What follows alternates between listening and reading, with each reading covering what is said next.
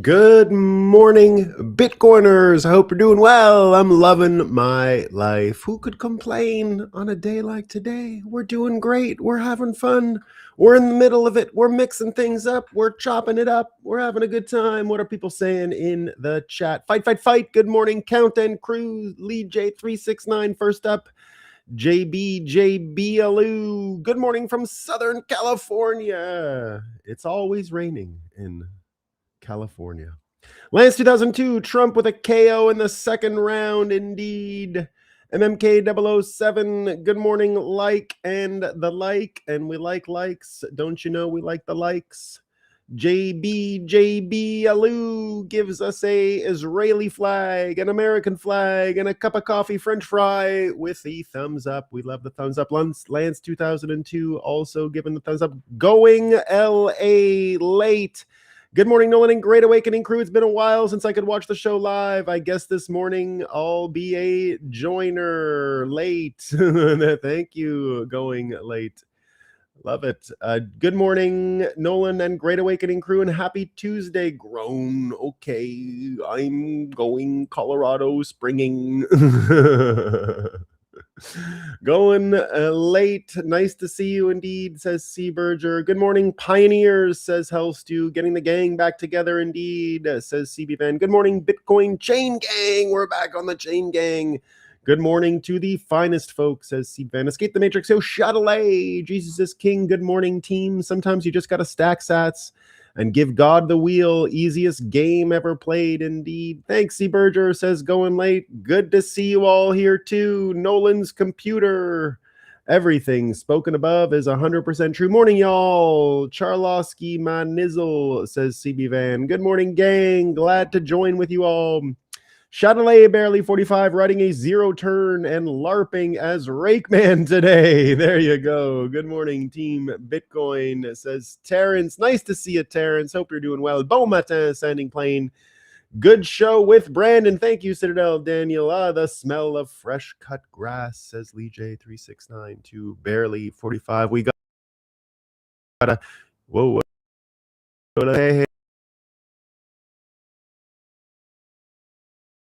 Hey. My frozen up. We don't screens. We don't want friends. Why is the screen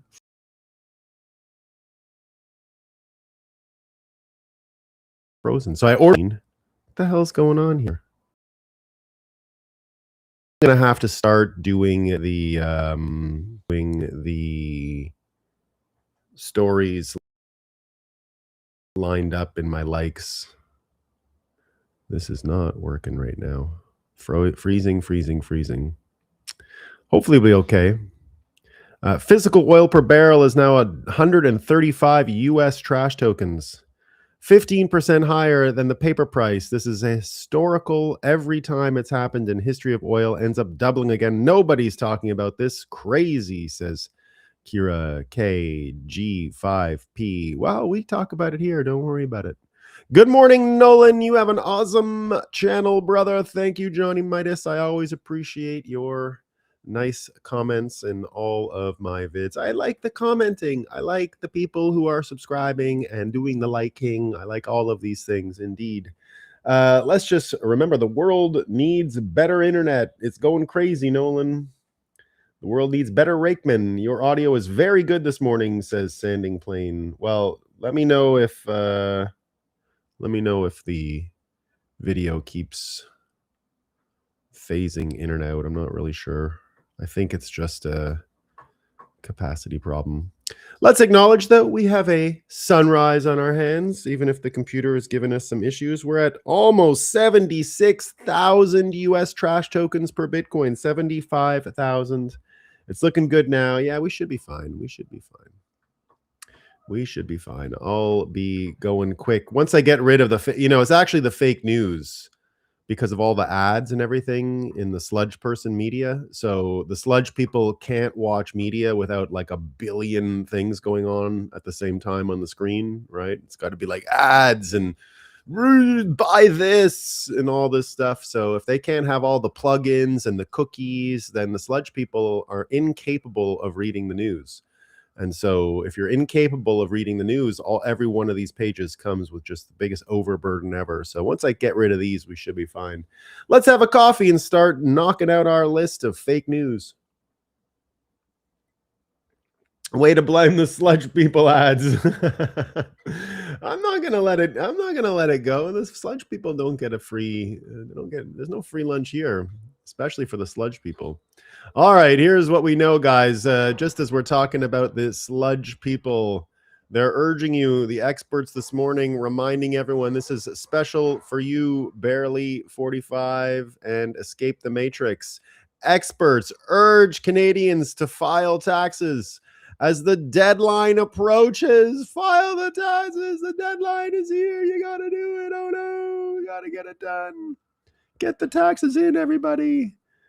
Experts, if you file your tax return late, there's a late filing. That's 5% added. So there you go. Sludge people aware of what's going on with the late taxes. We get this. If you're in LA, I'm glad. This is why, it's like serendipity. This is why you came today, going late, LA late. You're not going to believe it. You're in big trouble down there in Southern California. All you Southern California people, experts say COVID-19 subvariant cicada is spreading as summer approaches. Guys, you got mega COVID down in Southern California, a new variant. Get vaxxed, pay your taxes, you idiots.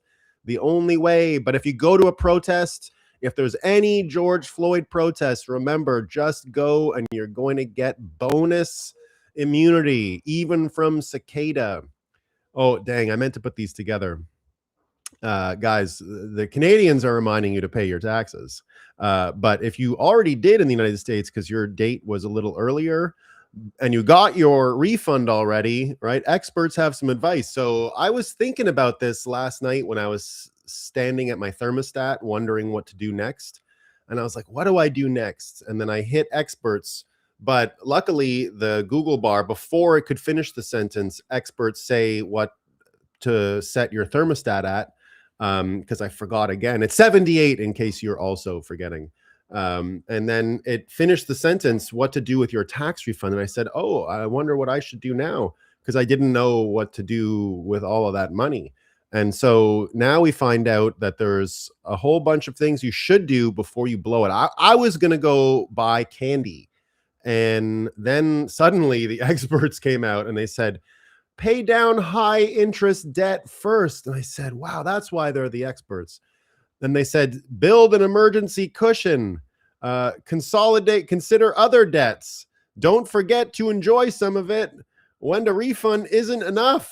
So luckily, when isn't enough, guys, for people who are overwhelmed by debt and falling behind despite a refund, non-profit credit counseling agencies, so you can still go and get your fiat junkie-ism cured. Thank God. Thank God. But don't forget, go and spend some of that money. Oh, now we're moving into some weather and global warming stories. All of you folks talking about the heat and what are you going to do about all the heat? Well, think about the sharks, guys. We get this from Canada's National Observer. Great white sharks, guys. They're overheating. Like, I know you have a car, and that's the worst thing that can happen when you have a car, right? It overheats. You didn't know sharks are the same. They basically have the same drivetrain. And if they're not stabilized, just like a car, they blow a cylinder. And then you have a leaking head gasket. In the case of a shark, it just starts oozing out of their teeth and their eyes. And that's what it looks like when they overheat. So don't forget to if you have a shark or if you know of any sharks out there, they need regular oil changes, and then maybe they won't overheat. Oh, this is great, guys. We got this one. This is really incredible. At the UN, guys, Indigenous leaders tackle how to enforce global climate court rulings. Do you think this is going to say cry and whine and bitch about having been genocided for 200 years, even though nothing like that ever happened? Is that the advice? So Greta's taking notes. I got genocided, and now I know how to enforce climate court rulings. What other stories here? Indigenous communities in the Pacific are facing increasingly devastating storms, worsened by warming oceans. Guys, the oceans are warmer. Mining operations continue expanding on indigenous lands in the Amazon. Oil wells in Ecuador keep pumping despite court orders. And at the United Nations this week, indigenous leaders and advocates are asking, what will it take to force governments to comply with international law? There's international law. We mandated no climate change. The law says no more overheating sharks. Think of all the indigenous populations that were betting on a future where the sharks weren't overheating. And now they're sitting there. They got genocided, plus the sharks are overheating. They didn't get anything they asked for. So what's their advice? What should they do? They got opportunities. The Gap, multiple speakers. I don't know. I haven't read it yet. Resistance has come from more. Vanuatu. Policy discussions. Who's helping? Dealing with climate-driven flooding. Ontario, some help. New Zealand. No. So they're just a bunch of whining. I was hoping they'd have some advice, but I guess not. We get this. Climate change is a slow-moving natural disaster, warns local expert. It's the local expert. Local? We got a local expert on the weather on the earth. What did they say? It's a slow-moving disaster. All right. We get this. Guys. Extreme climate events increase heart disease risk. New study reveals. Guys, it's so hot. You're going to have a heart attack. Be careful. Too much heat. That's exactly what's happening with the sharks. Heart attacks, extreme heat, increased city level troubles, extreme cold. We got troubles. People are dying from the weather, from the heart. It's not going well. We get this now. You folks in southern Los Angeles, you will be upset about this one. Not only is COVID coming for you, look at what climate change has done to your fires. Wildfires used to sleep at night, guys. They used to just go to bed. I was like, oh, that's a nice story. I'm a fire. I'm going to go to bed now. My day is over. But not anymore. It's too hot. The fire's like, let's party. Let's go all night. We're going to burn all night. Climate change is in the house. We're going to burn overtime. We're going to keep burning. We're not going to stop because climate change is here. We used to sleep. We were fires, and we used to just go to bed at night. It was night, and we'd say, oh, I'm tired of burning all day. I'm going to go to bed now. That doesn't work anymore. It's too hot. The sharks are pissed. They're dying because of the heat, but the fires also don't sleep anymore. It's only going to get worse. As you know. Now, there's a lot of bad things happening around the world, right? The fires aren't sleeping. The sharks are having trouble. They're overheating. We got heart attacks. We heard about the heart attacks. You're not going to believe about the next story about how bad things are really getting. We have the apocalypse here, guys. Climate change has really done a number, guys. Now we have to have early flowers. The bluebells are early, guys. First, it's the sharks. Now you got to put up with this shit in the apocalypse. Wetter weather triggers earliest bluebell blossoms in decades. Rain, mild temperatures, and spring sunshine produce a plethora. Oh my God, a plethora. There's so many blooms across the country. Apocalypse is here. Please help me. It's so hot. Sharks. We need to get the sharks. The sharks. We need more of that. That's what's going on. What can we do with this bad news? And finally, of course, where U.S. science has been hit hardest after Trump's first year, where Trump's been just hitting. The sharks are fucked. We got flowers everywhere, heart attacks. But here in this story, the Trump administration has slashed the number of grants. Guys, they killed grants. Now there's far fewer focused on women, cancer, mental health. What does Trump think? Women, cancer, and mental health are all solved? No, they're not. Now, some people say because Trump cut NPR and all the NGOs and all the brainwashers that mental health is going up. We'll find out. We'll see. They don't mention that in the article, but we'll find out. So that's what we got. That's our fake news of the day. Hopefully we survive. Well, wetter weather triggers blue balls. Next storm, I'm exploding. JJ Fox isn't going to make it. His blue balls. He's done.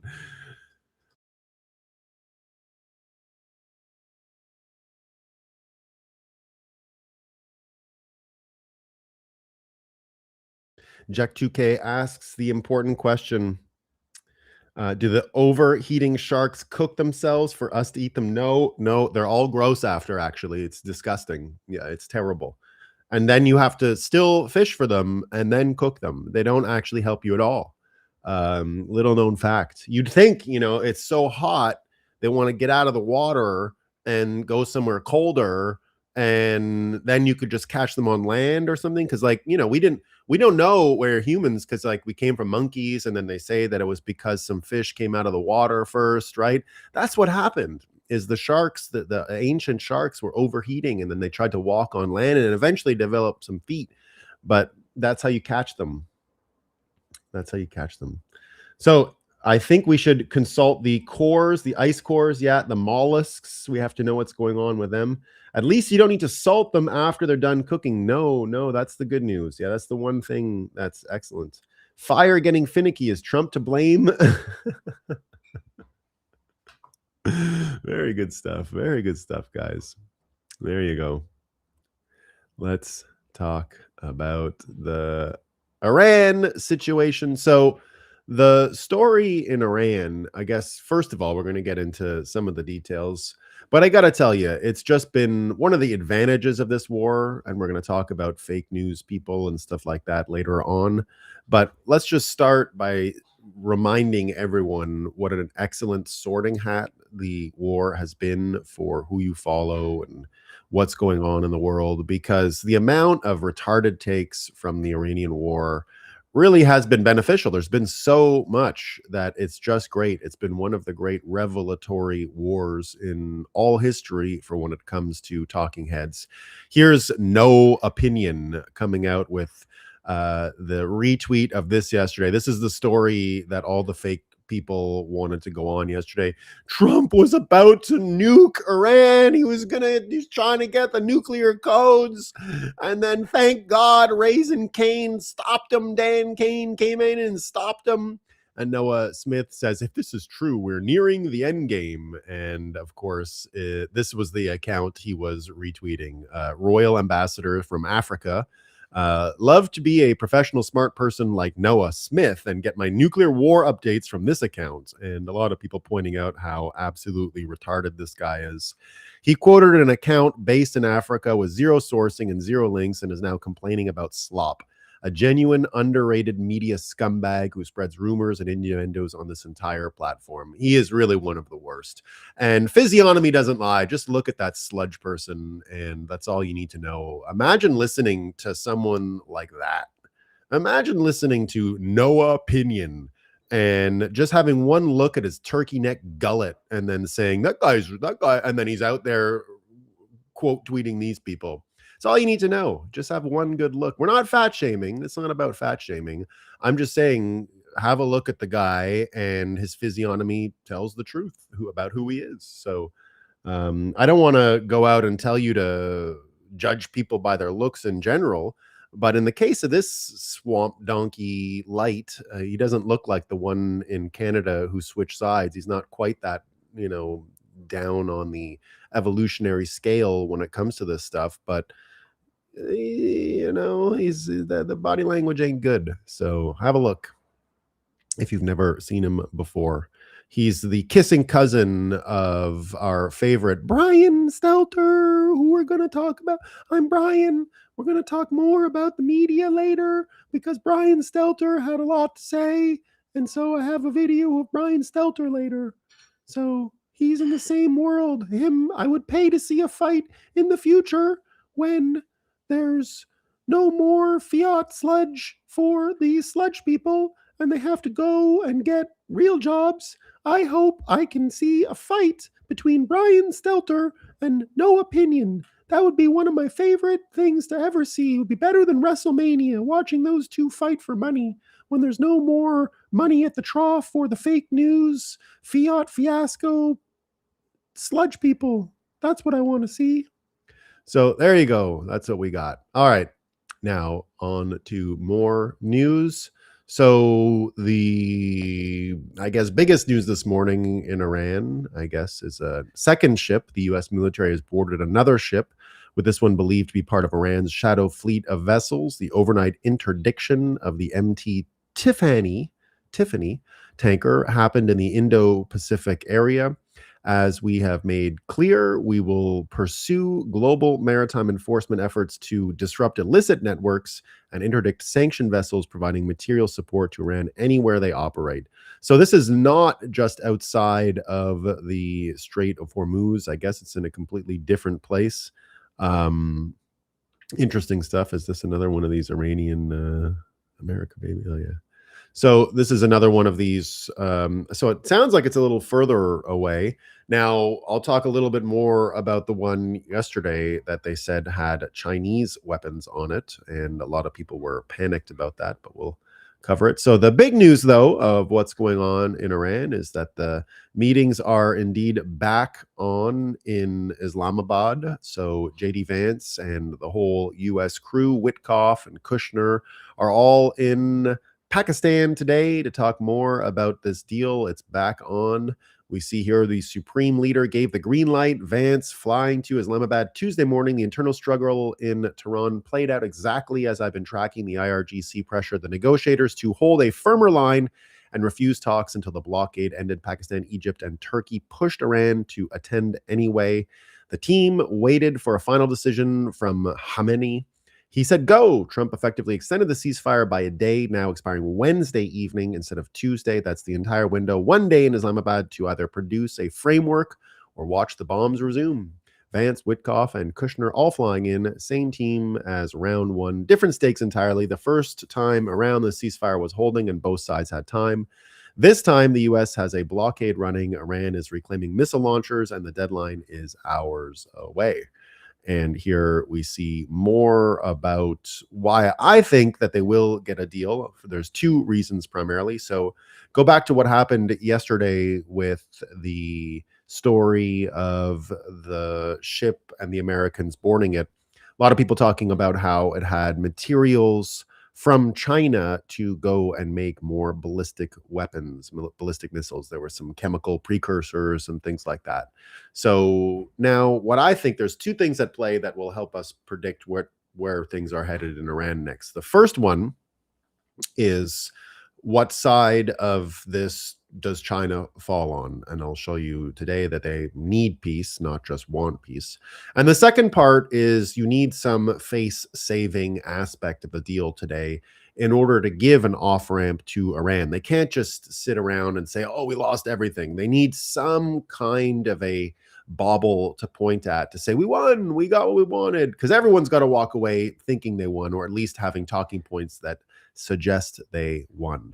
So let's look at those two things. First up, the reason why I think we are headed for peace in the next 2 days. The incentives for China for peace are just too great compared to the risks for continued and escalating war. So here, Vigilant Fox saying China just broke its silence on the Strait of Hormuz, and it signals the global energy crisis is nearing a tipping point. For the first time since the Iran conflict began, Xi Jinping is pushing to get oil flowing through the strait again, putting new pressure on Iran as disruptions ripple worldwide. Meanwhile, Iran is drawing a hard line in the sand, and indeed,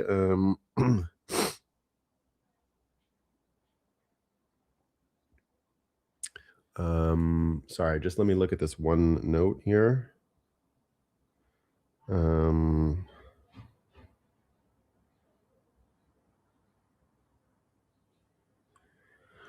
Okay, so we might bring the Kevin Warsh will be speaking live today, and we are going to cover that over here. So in about 20 minutes, I'm going to move over. So I'll try and get through some of this real quick before we get there. So basically, the incentives here on the side of China are to push for this peace, right? They need the energy. They don't really have many cards. Trump has warned Iran that if no deals reach, the whole country is getting blown up, fueling fears the ceasefire may already be unraveling. The impact is already spreading. Shipping costs are rising. Fuel surcharges are stacking up. But here, this shows that the Chinese definitely want to move quicker. The reason they want to move quicker, here is Zeneb Rubia, I think, with a good breakdown of all the types of incentives that the Chinese are caught up in, the type of restrictions, the reality China finds itself in here. She says, my latest, Xi spent a decade cultivating the Islamic Republic as the armed underwriter of Chinese influence in the Middle East. Beijing brokered the Iran-Saudi normalization in March 2023 and presented it as evidence of a new Chinese diplomatic order. The missiles and drones Iran fired at sites throughout the region during the recent conflict exposed the agreement as a paper arrangement that Beijing couldn't enforce. So very fiat sludge person type of influence. The same pattern holds for the Western Hemisphere. Venezuela's dictatorship has fallen. Maduro is in U.S. custody, and Beijing's position in Latin America has collapsed. Within months, Washington has broken the two regimes through which Xi projects influence into the regions that matter most to the United States. Washington is already collecting the gains in Asia. Indonesia signed the Major Defense Cooperation Partnership on April 13th, pulling Jakarta into the American security architecture through a framework for military modernization and professional military education. The Philippines has joined that architecture and will host a 4,000-acre industrial hub anchoring supply chains that Washington intends to build outside of China's reach. China has emerged as the principal external supplier of Iran's ballistic missile program, but indeed, the Treasury Secretary sanctioned several Chinese entities for supplying the Revolutionary Guard. And that's why Epic Fury has sent China this message, which they will definitely adhere to. And the issue here, you get Fareed Zakaria saying, while the U.S. infuriates the world in Iran, China is using this moment to burnish its reputation and build its power. Beijing is playing the long game. Zeneb Rubia points out, China played such a careful long game at building up Iran's capabilities that it now benefits from the U.S. destroying them. Make it make sense. No, indeed, if you look at what China's been going through, they've had to kill their arms manufacturers because of the failure. They've actually assassinated them. China ended up realizing what kind of trouble it's in. And here's all you need to know. Just follow the money. Here's what's happened over the past few years. The United States has a habit of watching its rivals shrink. The Soviet Union collapsed. Japan, which was supposed to own America in the 80s, is now a far smaller economy. China looks set to do the same. This is what's going on if you want to take a close look at this. Here you see peak. This is the China's share. China's GDP as a share of U.S. GDP. They came as close as 76% of the U.S. economy. But now down here in the 60s, and indeed probably not getting better. All of that to say, here's why Mark Halpern is also saying, I'm here to tell you that tonight we are headed towards a deal, a tentative deal, where I believe the central question in Iran will be, show me the money. And the central question in the United States will be a political question. Is this the Obama deal? And again, we're going to see money, but it's going to be different. And here you can see that they're going to have to stop the weapons program in exchange for sequenced removal of sanctions and unfreezing of assets. And indeed, here Trump is going to show them the money. That is the off-ramp. That's the ego piece. It's why here you can see, and this is why we're going to cover Kevin Hassett in a few minutes. Here's even the UAE begging America for money as well, saying all of the costs of this war have been expensive. So America is going to be printing no matter what way you look at it. And when America gets control of the Federal Reserve, when the Treasury and the political institutions get control of the Federal Reserve in just a few weeks, you're going to see the money start to flow, which has been one of the main frames on this show since Trump 2.0 began. White House National Economic Council Director Kevin Hassett said on Monday that the U.S. is prepared to support the UAE financially if the war in Iran worsens the Gulf countries' outlook. So this is just more printing. And if Kevin Hassett doesn't do it, he's going to get punched in the face by Scott Bessent. So that's what's going on with the face punching of all these people who fuck around. So we do indeed have the complete and total subordination of the Federal Reserve to the Treasury coming up. Now, lots of printing coming up. There's no doubt about it. Here's Sightbringer talking about what all this printing means and what it means for Bitcoin. He says the US has a serious debt problem. And also the debt problem is structurally different from what most people think it is. And the combination of those two things is what actually matters. The number is real. 39 trillion US trash tokens is a lot of money. 164% increase in 15 years is a lot of growth. The trajectory doesn't slow from here, it accelerates. Entitlement spending on Social Security and Medicare is baked in, and growing interest payments on existing debt are now over $1 trillion per year, larger than the defense budget. The deficit runs at roughly $2 trillion per year with no political coalition available to reduce it. Neither party has any intention of addressing this seriously. Republicans cut taxes, Democrats expand programs. Both produce more debt. The system is locked into their trajectory. That's the part that's real and should be taken seriously. The part that's different from what most people assume is what this debt actually is and who holds it and what the consequences of it are. The US debt is denominated in US dollars. The US controls the printing of US dollars. The US has never in its history defaulted on dollar-denominated debt and structurally cannot be forced to default on it. Unlike every other country in history with a debt crisis, the US owes money in its own currency and it can produce it at will. That's not the same situation as Argentina or Greece or Venezuela or any of the historical examples people reach for when they panic about American debt. What happens instead is not default, it's inflation and currency debasement. The debt doesn't get paid back in the same purchasing power it was borrowed in. It gets paid back in dollars that are worth less. That's the actual mechanism, and it's been running quietly for 50 years. The question is not whether the US defaults. The question is how fast the dollar loses purchasing power as the debt grows. The answer to that question is faster than most Americans want to acknowledge, but slower than the panic narrative suggests. The dollar is still the world reserve currency. Global demand for dollars is enormous. Every country that needs to do cross-border business still needs dollars. That demand is a permanent subsidy on American debt issuance. As long as the world uses dollars, the US can print them at scale without immediate collapse. When the world stops needing dollars at the same rate, the game changes. That transition is what's actually happening. Slowly, the BRICS settlement agreements, central bank gold accumulation, sovereign Bitcoin positioning, bilateral currency deals, Iran demanding BTC for Hormuz tolls. Each of these is small. Cumulatively, they represent a gradual reduction in the world's need for dollars. The reduction isn't fast enough to produce immediate crisis, but it's real enough that the debt trajectory becomes more dangerous over time rather than less. The thing nobody in mainstream commentary will say clearly is that the US debt is not going to be paid back in any meaningful sense. It's going to be inflated away, restructured through maturity extension, and eventually partially repudiated through currency debasement that makes the real burden much smaller than the nominal number suggests. The 39 trillion in 2026 dollars becomes maybe 15 trillion in real purchasing power by 2050 through sustained inflation. That's the actual plan, even though no politician will ever articulate it that way. This has massive implications for asset allocation that most Americans don't grasp. Holding cash is losing. Holding bonds long-term is losing. Holding productive assets is winning. Holding scarce assets that can't be printed is winning hard, which is exactly why the world and America are headed to bimetallism now. We're in the middle of it. It's happening. Debasement is happening. Bitcoin accumulation is happening.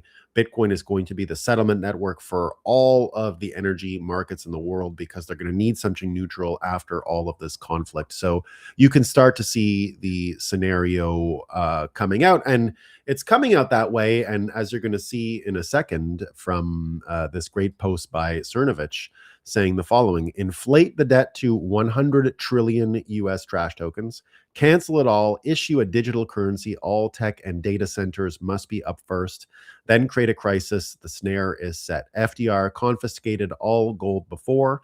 You don't need to be a genius to see where this is all heading. Agenda 2030. Now, maybe he's right. Maybe Cernovich is right here. I think he's right in a lot of the threads.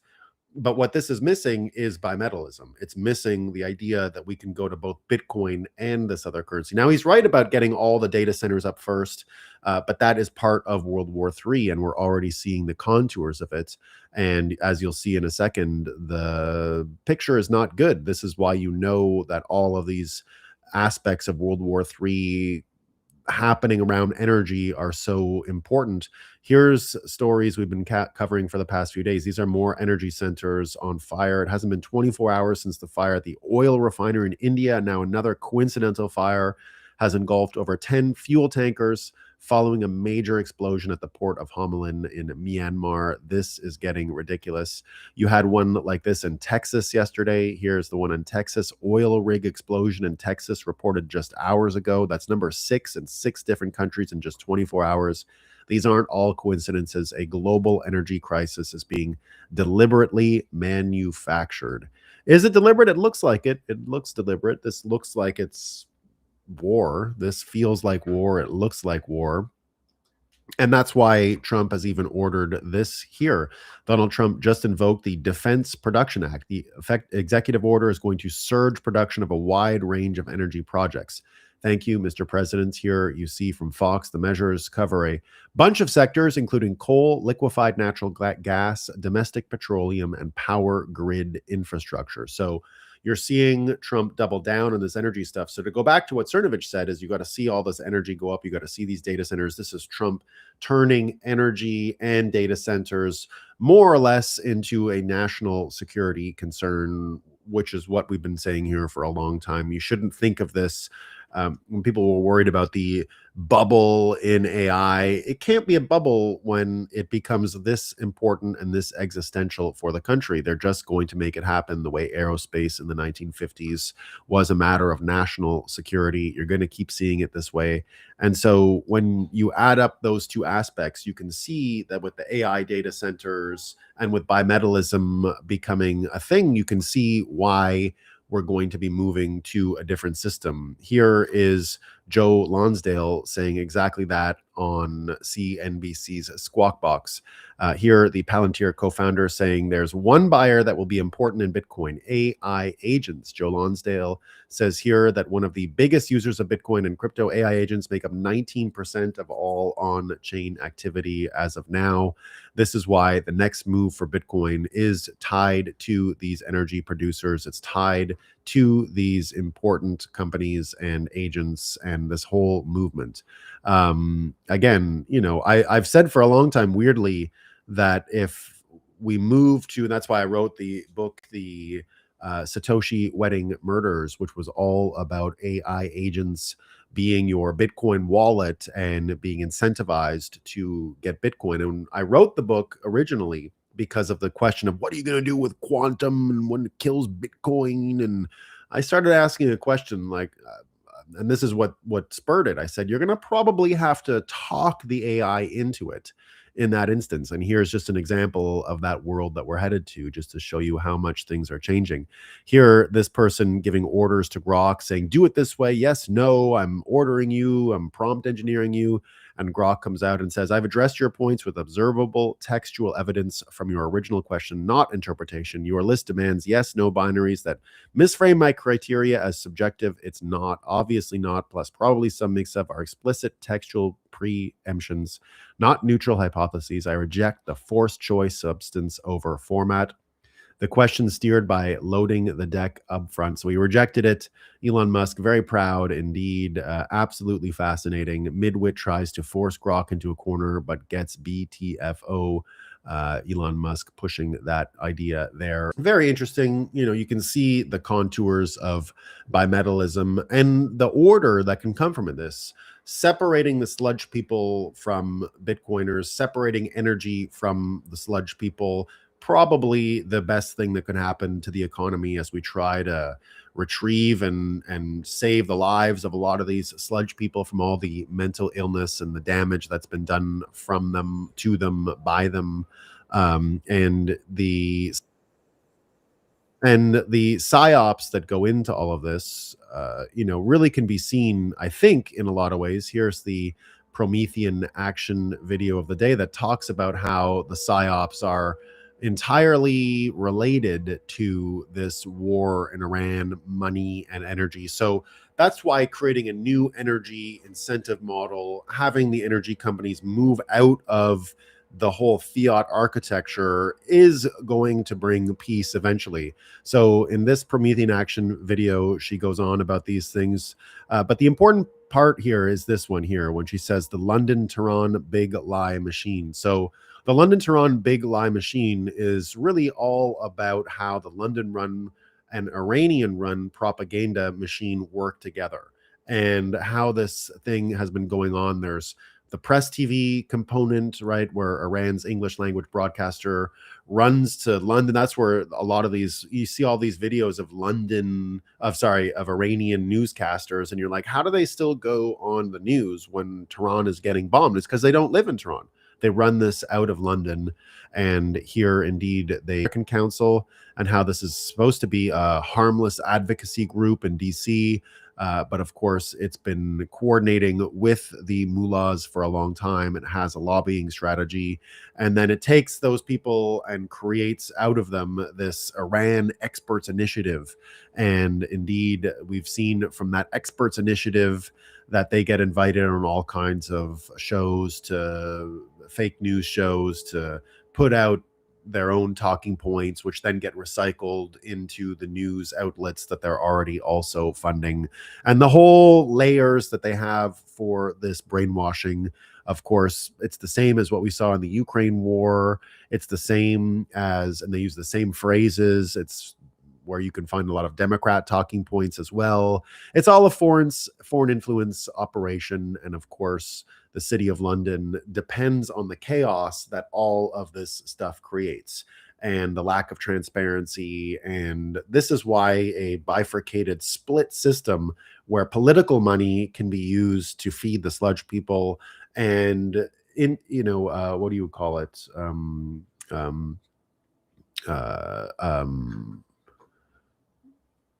Anyway, money, in the case of Bitcoin, money that's not associated with any one particular country, that is, not aligned with a particular system, is the right way for the international world to meet and agree on energy, and why that is probably where we're headed, to separate the chaos that comes from mixing political money with the money that we use for energy. So it looks like we're getting this bi-metallic system.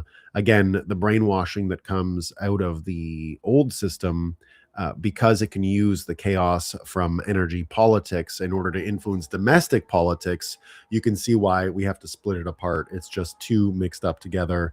Kung Fu here coming in on what Barbara Boyd is saying, and the Promethean Action people saying, London's hidden chain, how the Iran conflict is finally breaking it. Most people see London as a stylish financial capital with historic buildings and red buses. But for the last century, the City of London has quietly acted like a heavy chain holding back the world. After World War I, the secret Sykes-Picot Agreement, a 1916 British-French deal, carved up the Ottoman Empire and drew messy borders across the Middle East. Those artificial lines created endless conflicts and resource fights. The result was built-in scarcity, expensive oil, jumpy oil prices, and constant tension that kept money flowing through London's banks, insurance markets, Lloyd's, and gold trading hub. The LBMA, which dominates global gold and silver pricing, has long been accused of enabling artificial price suppression through massive paper trading and short positions. This kept metals undervalued for years, making it harder for ordinary people and producing nations to build real wealth from their resources. Instead of fair market signals encouraging investment and innovation, the system funneled gains back toward London's financial insiders.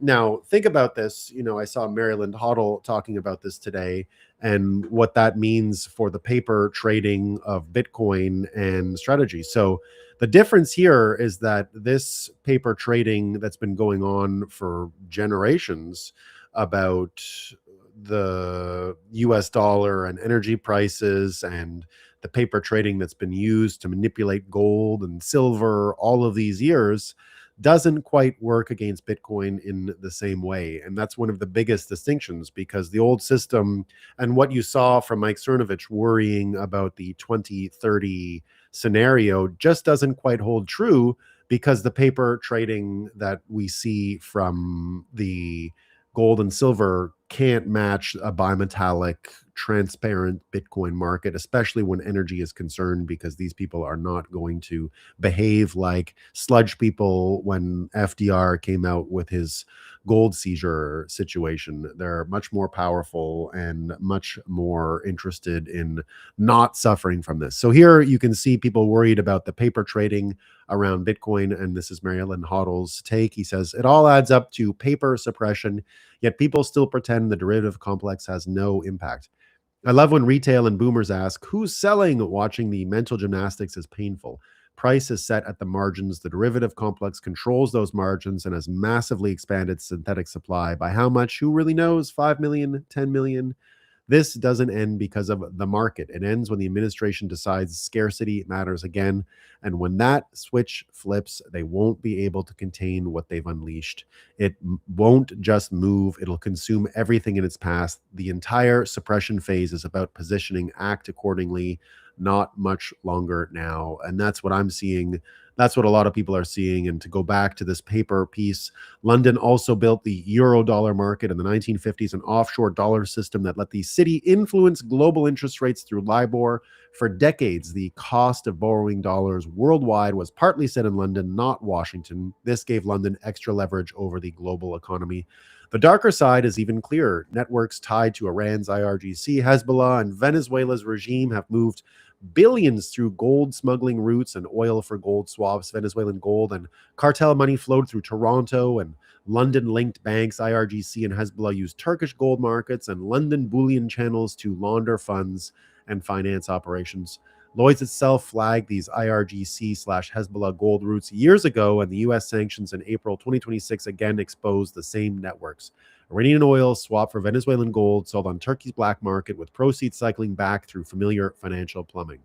Right now, the Iran conflict is ripping that chain apart in real time. U.S. and Israeli strikes began February 28th. Iran choked the Strait of Hormuz, disrupting 20% of global oil. Prices spiked hard, but look at the futures market. West Texas Index went into extreme backwardation. Prompt oil traded $20 to $40 above later contracts and briefly traded above Brent.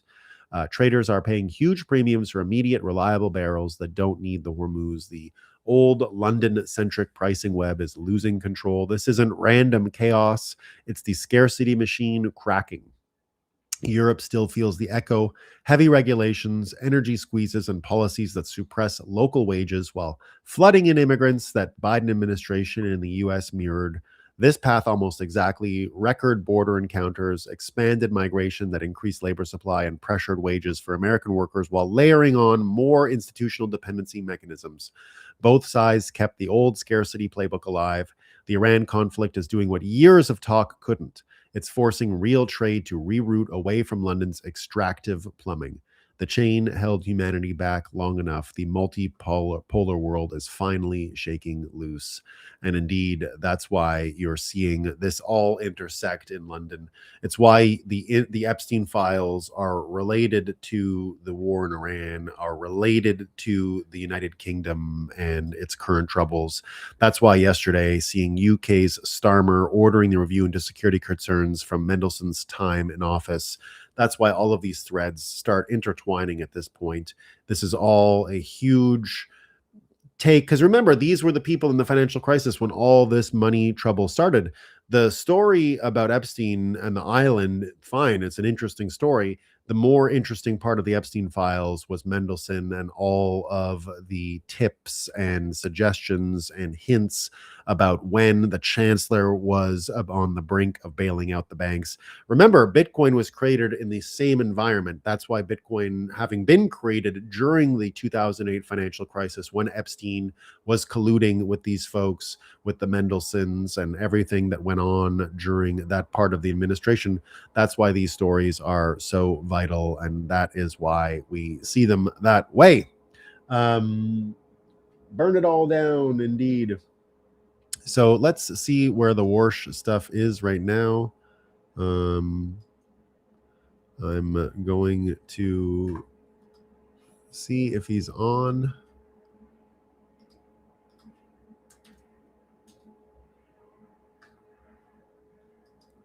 Not yet.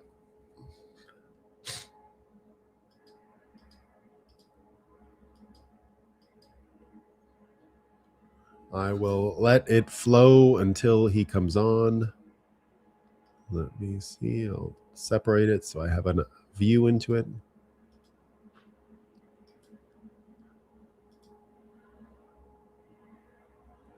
And indeed, while all of this has been going on, right, all of this Mendelssohn investigation, here is Konstantin Kisin saying it's amazing that the entire British media and political establishment will spend weeks obsessing over exactly how exactly a pedophile's best friend was appointed by our government, while completely ignoring the fact that the government is destroying our economy through net zero, bankrupting the country through welfarism and punitive taxation, and disarming the country by failing to fund the military despite repeated warnings from senior military figures. This obsession with trivia is partly human nature, of course, but it's also a dereliction of duty and a reflection of just how unserious our entire political class has become. There's all kinds of stuff in the British Parliament yesterday. Keir Starmer defending himself. One lady had to get kicked out for calling him a liar. The speaker kicked them out. It's all just a bunch of psyops, and it's all a bunch of, in this case, failure, right? These people are dying, and this is where you see again the Epstein files mixed with the Iranian war and mixed with the larger story of ripping out that plumbing and attacking the very chaos that they tried to use to further leverage their control over the financial system. Here's a fun video of Mark Carney, an agent of this world, the Canadian Prime Minister, and you can see here where he's doing his dark and divided, dangerous world talking point. This is going to get a lot harder for him to do when peace is announced in America and in Iran. But here, just to give you a sense of what these folks are up to, it's pretty funny stuff. The world is more divided and dangerous. As the world becomes more divided and dangerous, Canadians are uniting. And we live We're in so an united. increasingly This is going great. divided, and intolerant world. It's intolerant. Become united in the face of a more dangerous and divided world, And in a more dangerous and divided world, we are ever more grateful. Ever more. In a more divided and uncertain world, You It lost. is a more dangerous and divided world. It is. We're meeting at one of those hinge moments, those turning points in history. The world's more divided and in a dangerous. fast-changing, more divided, more uncertain world. Happy holidays, Canada. In a more divided and uncertain world, The world's more divided and dangerous. We will reinforce Canada's security for an increasingly dangerous and divided world. So here's the current situation. The world, as I said earlier, is more dangerous and divided. The world. Anyway, it's very weak sauce compared to the kind of messaging he's gonna need, because against what you've got with Trump and the kayfabe, this is just low heat, low kayfabe. But again, it comes back to the energy question. The energy question, of course, huge in this fight, just as Konstantin Kisin was underlining that letting the Epstein files story overwhelm all the other stories is human nature, sure. But indeed, the bet that these folks have taken on the global warming story just not going to hold up. Oh, I think Warsh is on now, so I'm going to play it. But it's perfect because all this global warming business is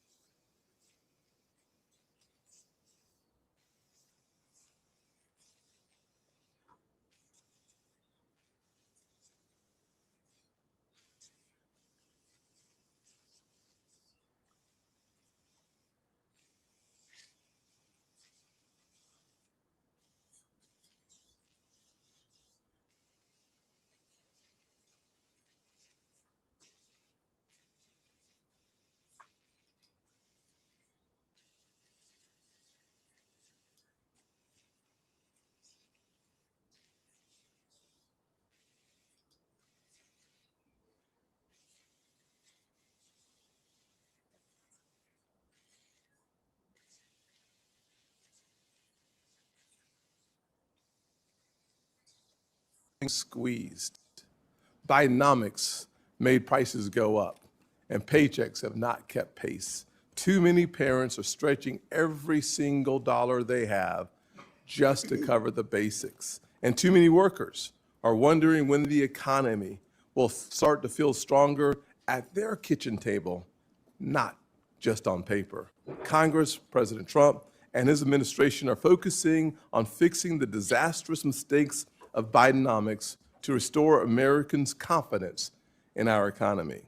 Through efforts like the Working Families Tax Cut bill, we are helping Americans keep more of their hard-earned money.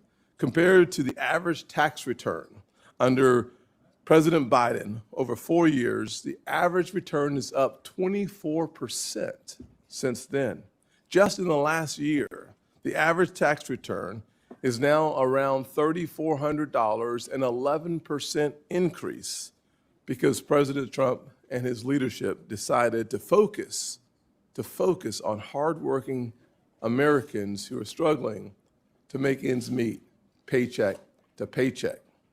Nearly half the country, half the returns filed in 2026 claimed either a deduction for tipped income, overtime earnings, senior citizens, or auto loan interest for major parts of the Working Families Tax Cut bill that every single person on this dais to the right voted for. Under President Trump's leadership, Americans are keeping more of their hard-earned money, about $300 more every month. It is necessary that Congress continues to put money back in the hands of everyday Americans, and that is why it is important, and I want to be clear here, that is why it is important that we confirm Kevin Warsh to be the Federal Reserve Chair. The Federal Reserve has a clear dual mandate to promote stable prices and maximum employment. The policies of the Fed therefore directly affect Americans' cost of living and their income. And when the Fed is successful in fulfilling its dual mandate, affordability improves, with Americans taking home more money and paying less for everyday necessities. Unfortunately, in recent years, the Fed has faced real challenges.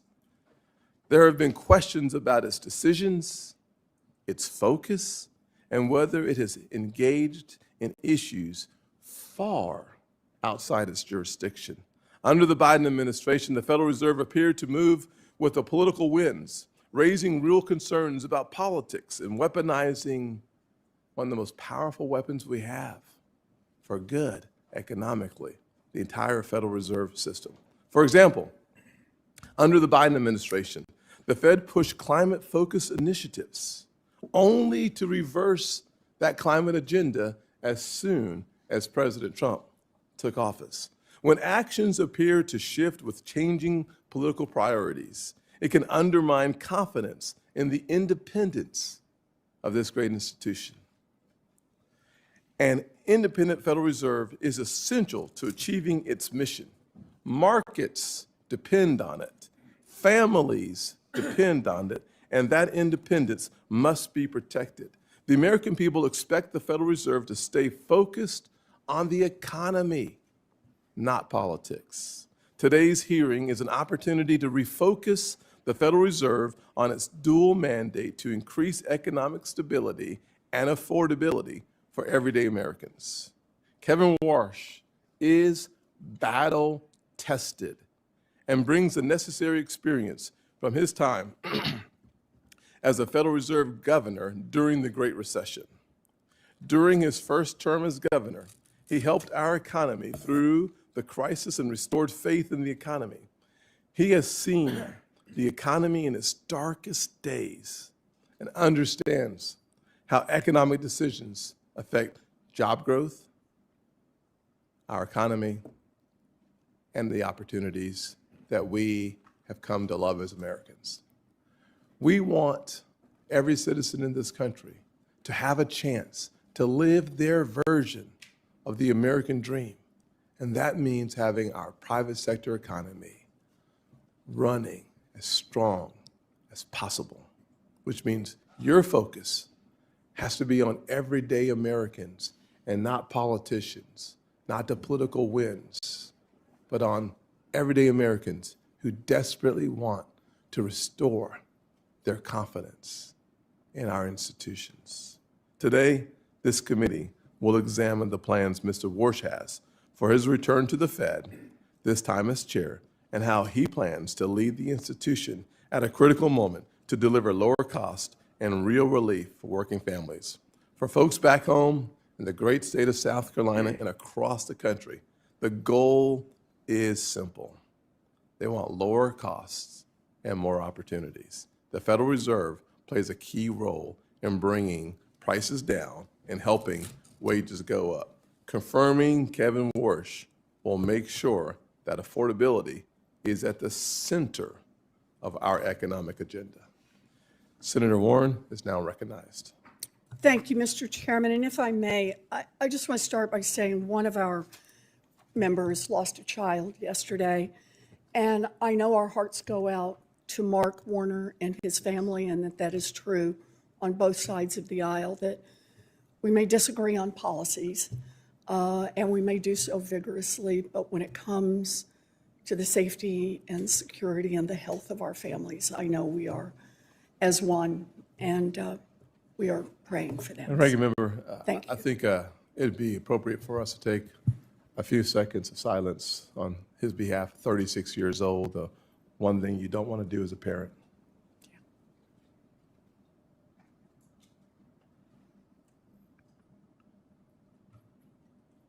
Thank you. Thank you. Thank you, Mr. Chairman, and appreciate all you do. Okay. So we should not be having this hearing today. And here's the context. First, over the past year, President Trump has racked up one economic failure after another, and Americans know that. Consumer sentiment just hit its lowest level on record ever. Inflation is rising, and families are paying more for groceries. I'm not going to make you listen to this psychopath talk. Let me pick up where I was. We'll go when what's his name is talking. When Warsh actually talks, let's just let her randomly comment on stuff for now. So going back to what I was saying about Carney and understanding this, I guess you can say just the contrast between Carney and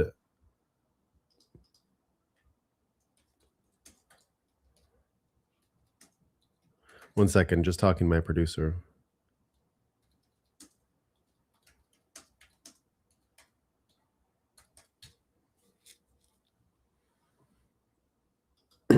So going back to Carney, it's important to remember his commitment to global warming and climate change economics.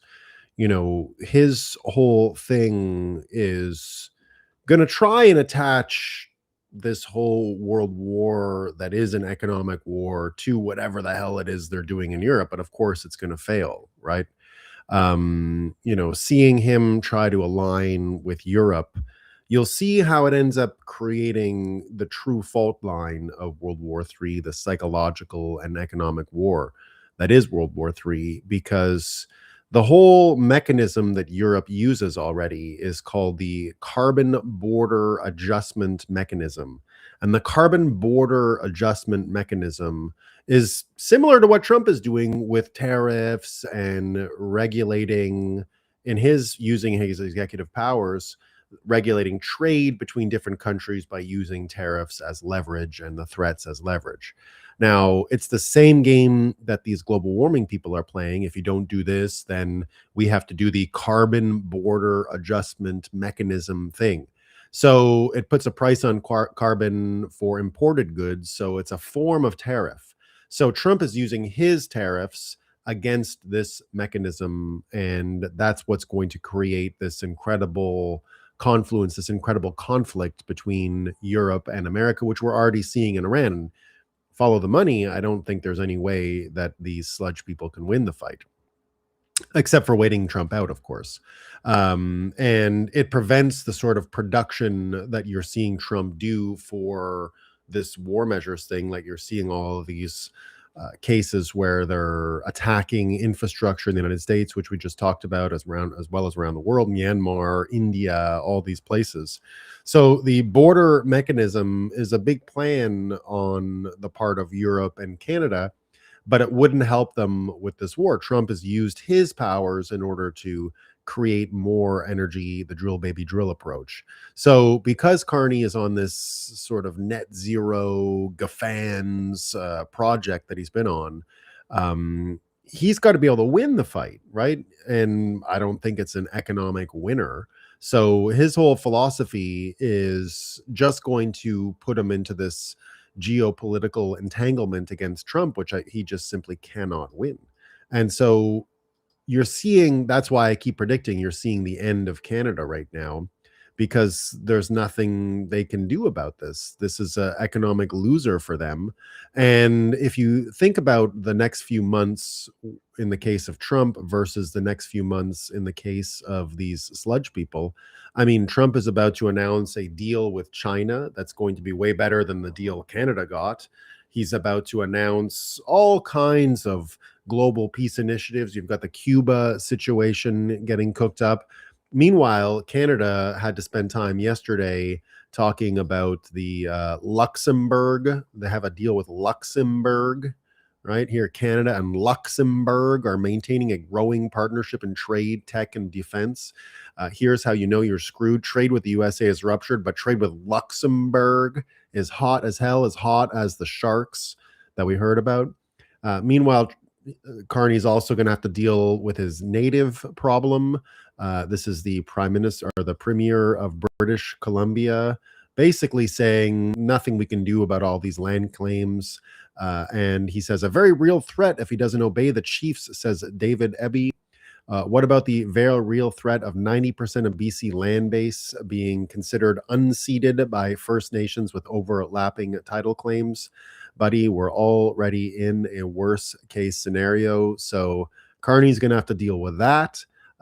Here you're seeing that the BC premier backing away from suspending this native land issue because it's going to anger First Nations. JJ McCullough saying there was an emerging bipartisan consensus in British Columbia that Indigenous reconciliation as a policy matter had gone too far and was spiraling into land-back style extremism, threatening the governability of the province.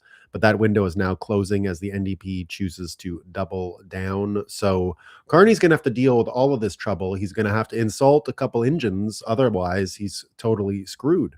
And when you consider what else is going on in the rest of the world, with London losing this power and Carney losing this power and all of the trouble that you're seeing between them, here you're seeing, well, I think Kevin Warsh is now on, so I will flip over to Kevin Warsh.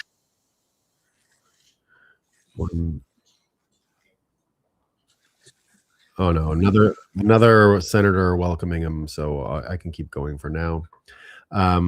Here you're seeing exactly, it's not just the natives and the global warming thing, it's all the other mischief they've gotten up over to the last few years.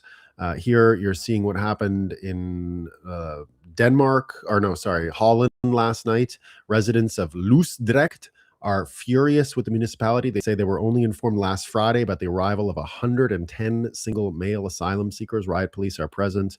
110 men moved into a small town of 8,000 people in the Netherlands against the native population's will. This happened. I've seen this happen in Quebec as well. This happened in my town last summer in Quebec. We had like 2 black people in our entire history. Sometimes maybe 3, depending on who moved in, what was going on. And suddenly there was like 100 that moved in. And you're seeing this across the entire spectrum of these places. So indeed, they're demanding the same pattern all across the West. Yesterday as well, a lot of people talking about this, the Camp of Saints book from Jean Raspel was banned on Amazon. The banning of the Camp of Saints should tell you something. Amazon is once again embracing digital book burning and wokeness. And indeed, they had little to hide the ball a little. They had to hide the ball a little when Trump had the momentum, but now they no longer fear the consequences of being seen as woke. But that is not going to work for them, because it all comes back to what we're seeing across the spectrum. America fighting the same war about the importation of all of these people. Here's Nick Shirley, and he had this Sean Ryan interview yesterday saying here, Nick Shirley, I told Elon one of the reasons I got into this was that I was seeing what was happening in the UK. So the UK is the fountainhead, so is Canada, of a lot of this stuff. I mentioned that was one of the reasons I got into this. When I started seeing there, I told him this, and he said he could not even go to the UK and thought he might be arrested. He said people do not realize how bad things can get until they are actually oppressed. So that's why the Nick Shirley audits are going to turn into the smoking gun case about all of this migration politics. You're already seeing it in America. The Ilhan Omar case is going to blow up, as I've been predicting for a long time. All of these audits are going to pay huge dividends in the next few months. Here, people reminding us that in 2020, Ilhan Omar promoted a restaurant called Safari. The owner was later convicted in a 250 million US trash token fraud scheme involving money meant to feed children. Omar is backtracking on her report net worth because she doesn't want to be investigated for fraud. But this whole scheme, this was Leering Center retardation from her, where she's like, whoops, I made a mistake. I'm not worth 20 million. I'm only worth 100 grand, as if no one would question it. So you're seeing, again, just the low IQ Somalian take here on how to, I did nothing. I didn't do nothing. They're going with the didn't do nothing. Right, it's not going to work. Here we see Omar is not the target. Do you want to know how stupid Ilhan Omar is? She just made things much worse for herself and doesn't even know it. She amended her financial disclosure from Congress. She claims it was all just a misunderstanding. Big mistake. Whoops. What did I do? What's going on? Omar from Mogadishu has for some time now been go check out Mogadishu traffic cams, by the way, and you'll find out a lot more about where she's really from. Mogadishu traffic cams is one of my favorite online live feeds you can find. It's just fucking accident after accident. Pretty crazy stuff. So here we see America hating migrants, but for members of the House of Representatives who have become multimillionaires on a 174 US trash token annual salary. The latter in particular has brought her unwelcome scrutiny. In February, House Oversight Chairman James Comer announced that he was opening an investigation into two companies Omar's husband owns jumped in value from 51,000 US trash tokens to 30 million US trash tokens in a value in a single year. Now Omar is trying to make an end run around the whole investigation and lessen the suspicion that she is totally corrupt grifter by claiming that the whole thing was a mistake.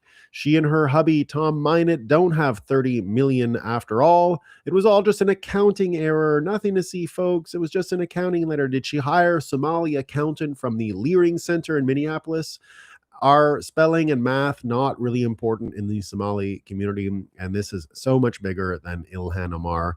That's the doorway to a much bigger fish. Everything is connected. Let's connect some dots. The Wall Street Journal reported Friday that while an Omar disclosure filed last year showed she and her husband held assets between 6 million and 30 million, a massive rise in wealth from a previous filing. What did she think she was going to get away with it? It's what puts the spotlight on her much more than ever before. And so we're going to see a lot of this stuff. It's going to be great, and we're having fun. So I think it's related, of course, to Obama, which is why Obama, I think you're going to find out it's related to Obama. But here, let's see if Warsh is testifying. There he is. There's the man. Let me get this up, and you will see Warsh's comments in just a second.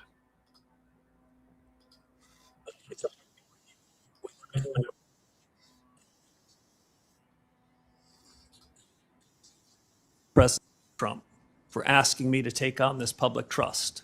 because that's what it is, a public trust. The president believes that real economic growth in the U.S. and real take-home pay will accelerate. I share the president's confidence in our country and its people. America's economic growth potential is rising as we sit here today. I'm also especially happy that my wife Jane is here. She's been with me for many of the most important moments in my life. I'm grateful for her love and her personal accomplishments. I reciprocate that with somewhat of my own love, though I'm a little more stoic than she.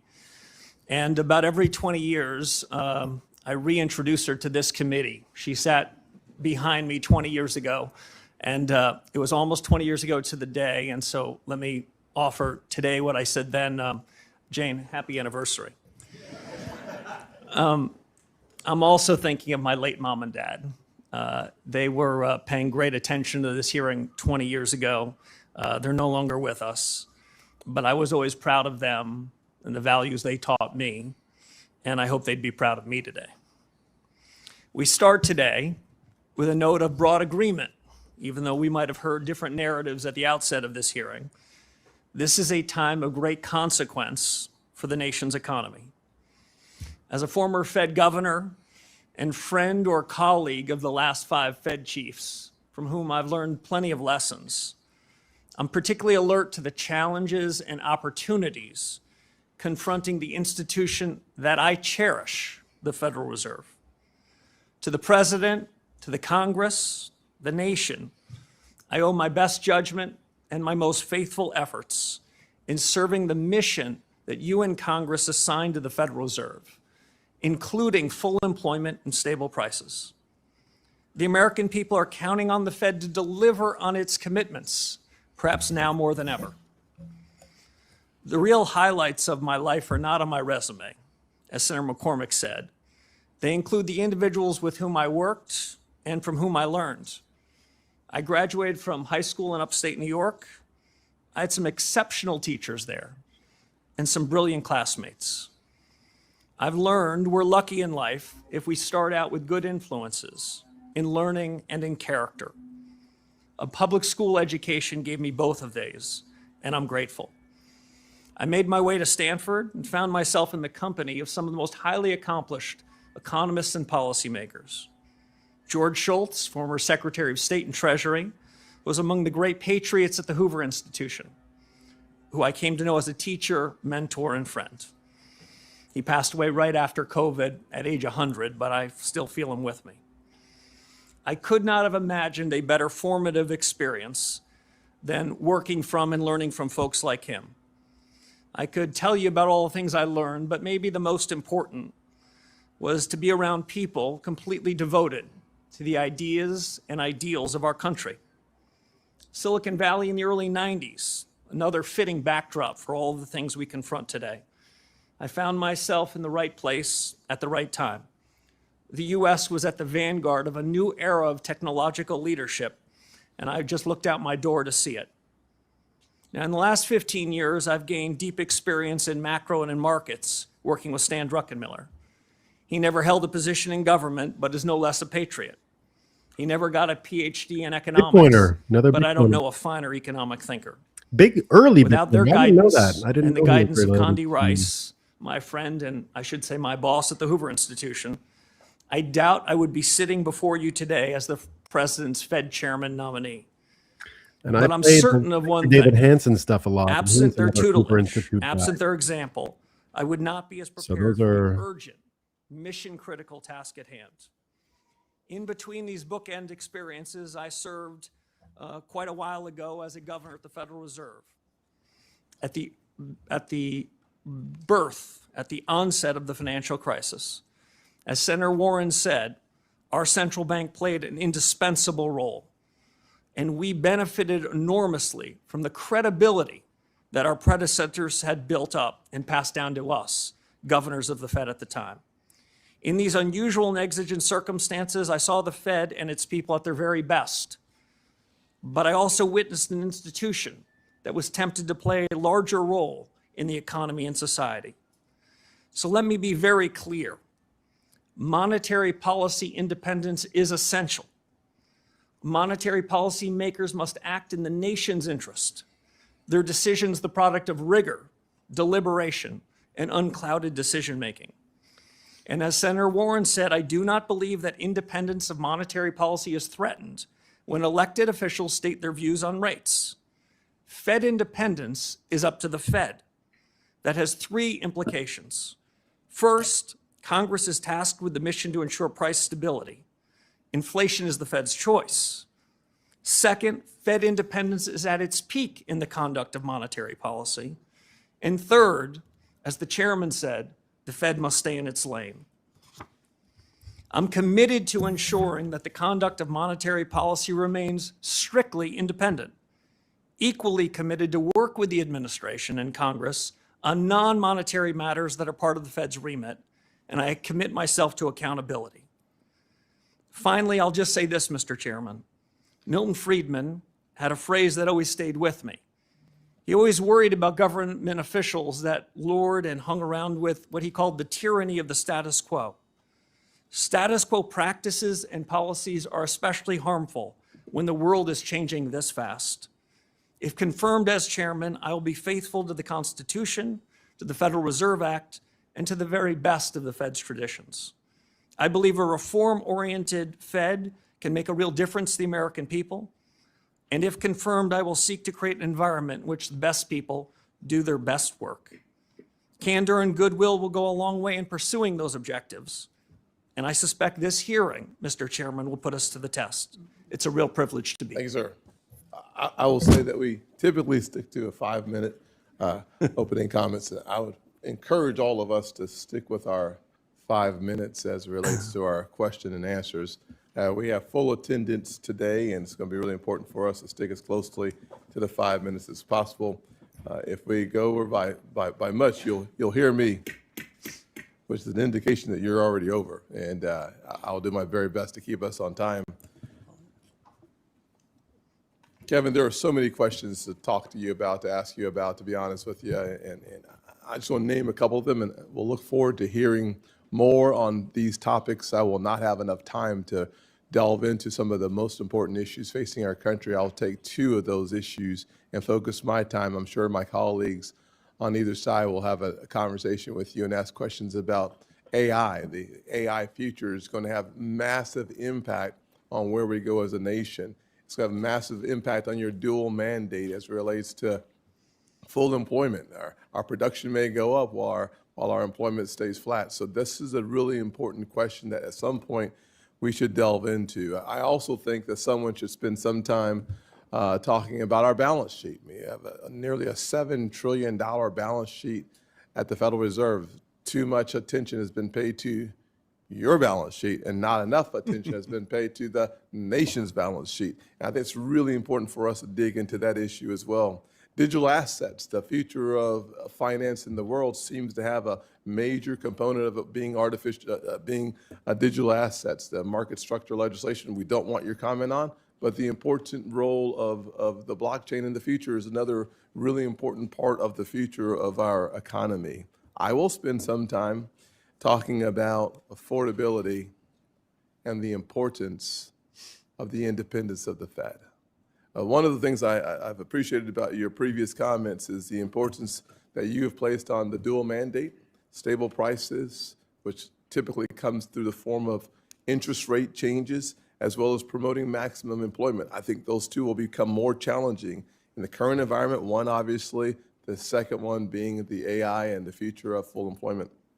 You've criticized the Federal Reserve for getting too big, mismanaging inflation. I'm sure you know the definition of transitory, so I won't ask you, but I got a feeling you know, and some of your predecessors did not. Compromising the independence of the Fed. I think we should spend more time on finance, less time on climate change, on politics, on who is or who's not in charge. I think you would agree on those issues, though I will not ask you. I will ask you, however, that under your leadership, how will you steer the Federal Reserve to address the real life issues of affordability is my first question. And my second question will be about how do you make sure that the Federal Reserve stays out of the lane of external influences? Well, thank you, Mr. Chairman. there's probably no more pressing question than the cost of living. We know at the Federal Reserve that price stability was an objective that you and your colleagues gave to the Fed. So when over the course of the last several years, especially after COVID, straight out of central casting, Trump compliment. So the number one compliment you can give, I indeed agree. He is straight out of central casting. That's an indication that the Fed missed its mark. And we are still dealing with the legacy of the policy errors in 2021 and 2022. Once you let inflation take hold in the economy, it's more expensive and harder to bring it down. And so the fatal policy error going back 4 or 5 years is still a legacy that we're dealing with. We need, in my judgment, fundamental policy reforms to fix it. And while it's true that inflation is less problematic, meaning the rate of change in prices is less severe than it was some years ago, hardworking Americans are no doubt feeling it. I think that means a regime change in the conduct of policy. I think that means a different new inflation framework. I look forward to working with my colleagues at the Fed, if confirmed, to achieve that. I think it means, as you suggested, using tools differently. The Fed has an interest rate tool and a balance sheet tool. My view is the interest rate tool gets in the cracks. It's fairer. The balance sheet tool disproportionately helps those with financial assets. The interest rate tool hits the entire economy. So we need a new framework, new tools, and I'd also say, Mr. Chairman, new communications. Yes. I think part of the reason why, after making a mistake in 2021 and 22, the mistake was compounded is the Fed gives its forward guidance. The Fed tells the whole world what their dots are going to be, what their forecasts are going to be.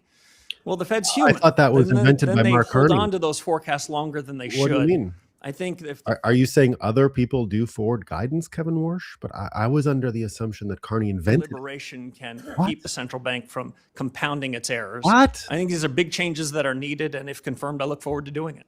Thank you very much. Ranking Member Warren. Thank you, Mr. Chairman. So the Fed has been plagued by deeply disturbing ethics scandals in recent years involving at least 6 Fed officials. So it's critical that the next chair Sorry, has no you have to financial listen to her. conflicts. None. You have more than $100 million in investments that you have refused to disclose to. So Warren is going on. I can't make you listen to her, guys. I'm trying. I got to be humanitarian here. She's going on him about. Do you have any conflicts of interest? She's not going to talk about hers. Just she's getting him to talk about it. Chinese-controlled companies or financing. Okay, what a voice, huh? Could you imagine having to listen to this lady? Senator Warren, thank you. So let me first share a point of agreement with you. The Fed has 2 tools. One is its monetary policy, and the second is its credibility. And the scandals that you talked about, the ethics Mr. problems Warsh, you I talked appreciate about, that, but I have went to very the core of the limited credibility time. that has hurt the Could you Fed. answer my question, please? I asked. You have $100 million in undisclosed assets. And what I'm asking is, are any of those with this outfit that invests in companies affiliated with President Trump or his family, companies that have facilitated money laundering, Chinese-controlled companies, or financing vehicles set up by Jeffrey Epstein? It's a yes or no question.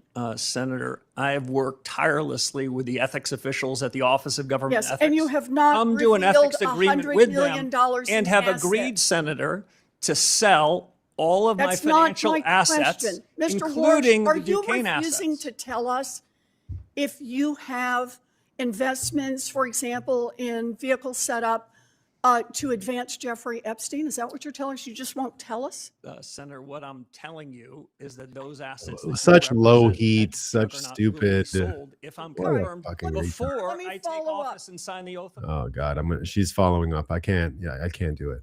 I can't. I don't even care what her follow-up question is. It's going to be retarded. Something. Are you advancing Jeffrey Epstein's mandate, Kevin Warsh? Are you helping Jeffrey Epstein as Fed chair, like Mendelsohn did in England, and like all kinds of Democrats did? Is that what you're doing? So I'm making up her question because I simply can't listen to her. I can't do it. Stop talking. There, she stopped. Might not be with me, but the Office of Government Ethics. I have come to full agreement with them and have agreed to divest all of those assets, I'm asking you especially a very those that you straightforward referenced question, before I Mr. take the oath Warsh, of office. and that is, will you disclose how you divest those assets, or will you just collect a check for $100 million from someone whose whole business is betting on what the Fed will do? As I said to the ethics officials at the Federal Reserve and the Office of Government Ethics, I'll and they take agreed, that as a I would no be as well. redeeming my So assets Donald before Trump I take has office. made clear that he does not want an independent Fed. In fact, he has said, and I quote, "Anybody that disagrees with me will never be Fed chairman." And he's made clear that you are his sock puppets, saying last week that interest rates will drop, quote, "when Kevin gets in." Yeah, I think they do. Not when economic conditions change, we'll get lower rates. Not when the economy needs it. Nope. He said, when my guy, Kevin Warsh, is in there, we'll get the interest rates that I, Donald Trump, wants. So independence takes courage. Let's check out your independence and your courage. We'll start easy. Mr. Warsh, did Donald Trump lose the 2020 election? Yes. We try to keep politics, if I'm confirmed, out of the Federal I'm just Reserve. asking you a factual question. I need to know, I need to measure your independence and your courage. Senator, I believe that this body certified that election many years ago. That's not the question I'm asking. I'm asking, did Donald Trump lose in 2020? And I'm suggesting you in I'm 2020, the suggesting you Fed can't made answer that. a huge inflation problem, and you certified the election. So We let need to me keep ask you politics another out of question. monetary policy. In our and meeting, monetary you said policy out you of would politics. be independent because you're, quote, a tough guy. Those were your words, tough guy. And you will be able to stand up to President Trump. So let's try it again. Name one aspect of President Trump's economic agenda with which you disagree. Well, Senator, the Federal Reserve in recent years has wandered outside of its remit, wandered into other I'm areas. asking for something That's you not something disagree I'm with prepared to Donald do. Trump on. If I'm Just confirmed, one the Federal one Reserve should stay in economic its issue. lane. Just one little place where you disagree with Donald Well, I Trump. do have a disagreement, actually, Senator, with the president. I think even this morning, he said that he thought I was out of central casting. I think central casting, I'd look older, grayer, and maybe show up here with a cigar of sorts. Quite adorable. Very good answer. But you know, Quite we adorable. need a Fed chair who is independent. No, we need That's the only monocle. way we Where's preserve the the monocle independence and of the the Federal cigar? Reserve. That's what we If you need. can't answer these questions, Monocle. you don't and have the cigar. courage and you don't have the independence. I agree Thank with you, you on Mr. independence, Senator.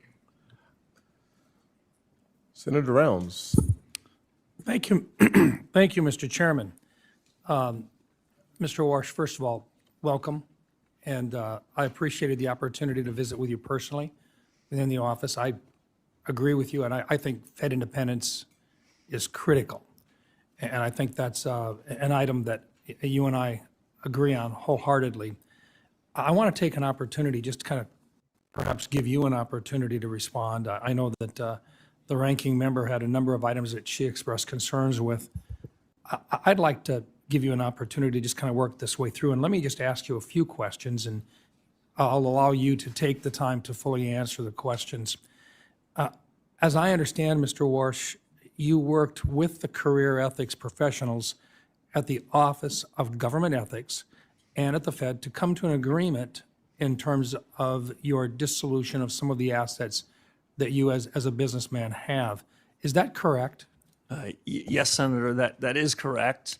I worked with the Fed ethics officials first, answered all of their questions, then with the career professionals, the Office of Government Ethics, answered all of their questions, and then they wrote up an ethics agreement, which is part of the public record. But because I agree with Senator Warren on the ethical questions that have been raised over the last several years by several people that were members of the FOMC, so that there's no question about my independence, no question about the clarity of my financial record, I agreed to divest virtually all of my financial assets, the large majority of which will be divested before I raise my right hand and am sworn into office if confirmed by this body. So I've gone above and beyond, not for any other special reason other than the Fed needs to reestablish its credibility, because the conduct of policy depends on it. So let me just, for the record, the agreement which you have signed clearly states that you have agreed to divest your assets that are in question within 90 days of confirmation if you have not already divested them. That is correct. Yes, Senator, and in fact, the large majority of those assets will be divested before I am sworn into office if confirmed. Thank you.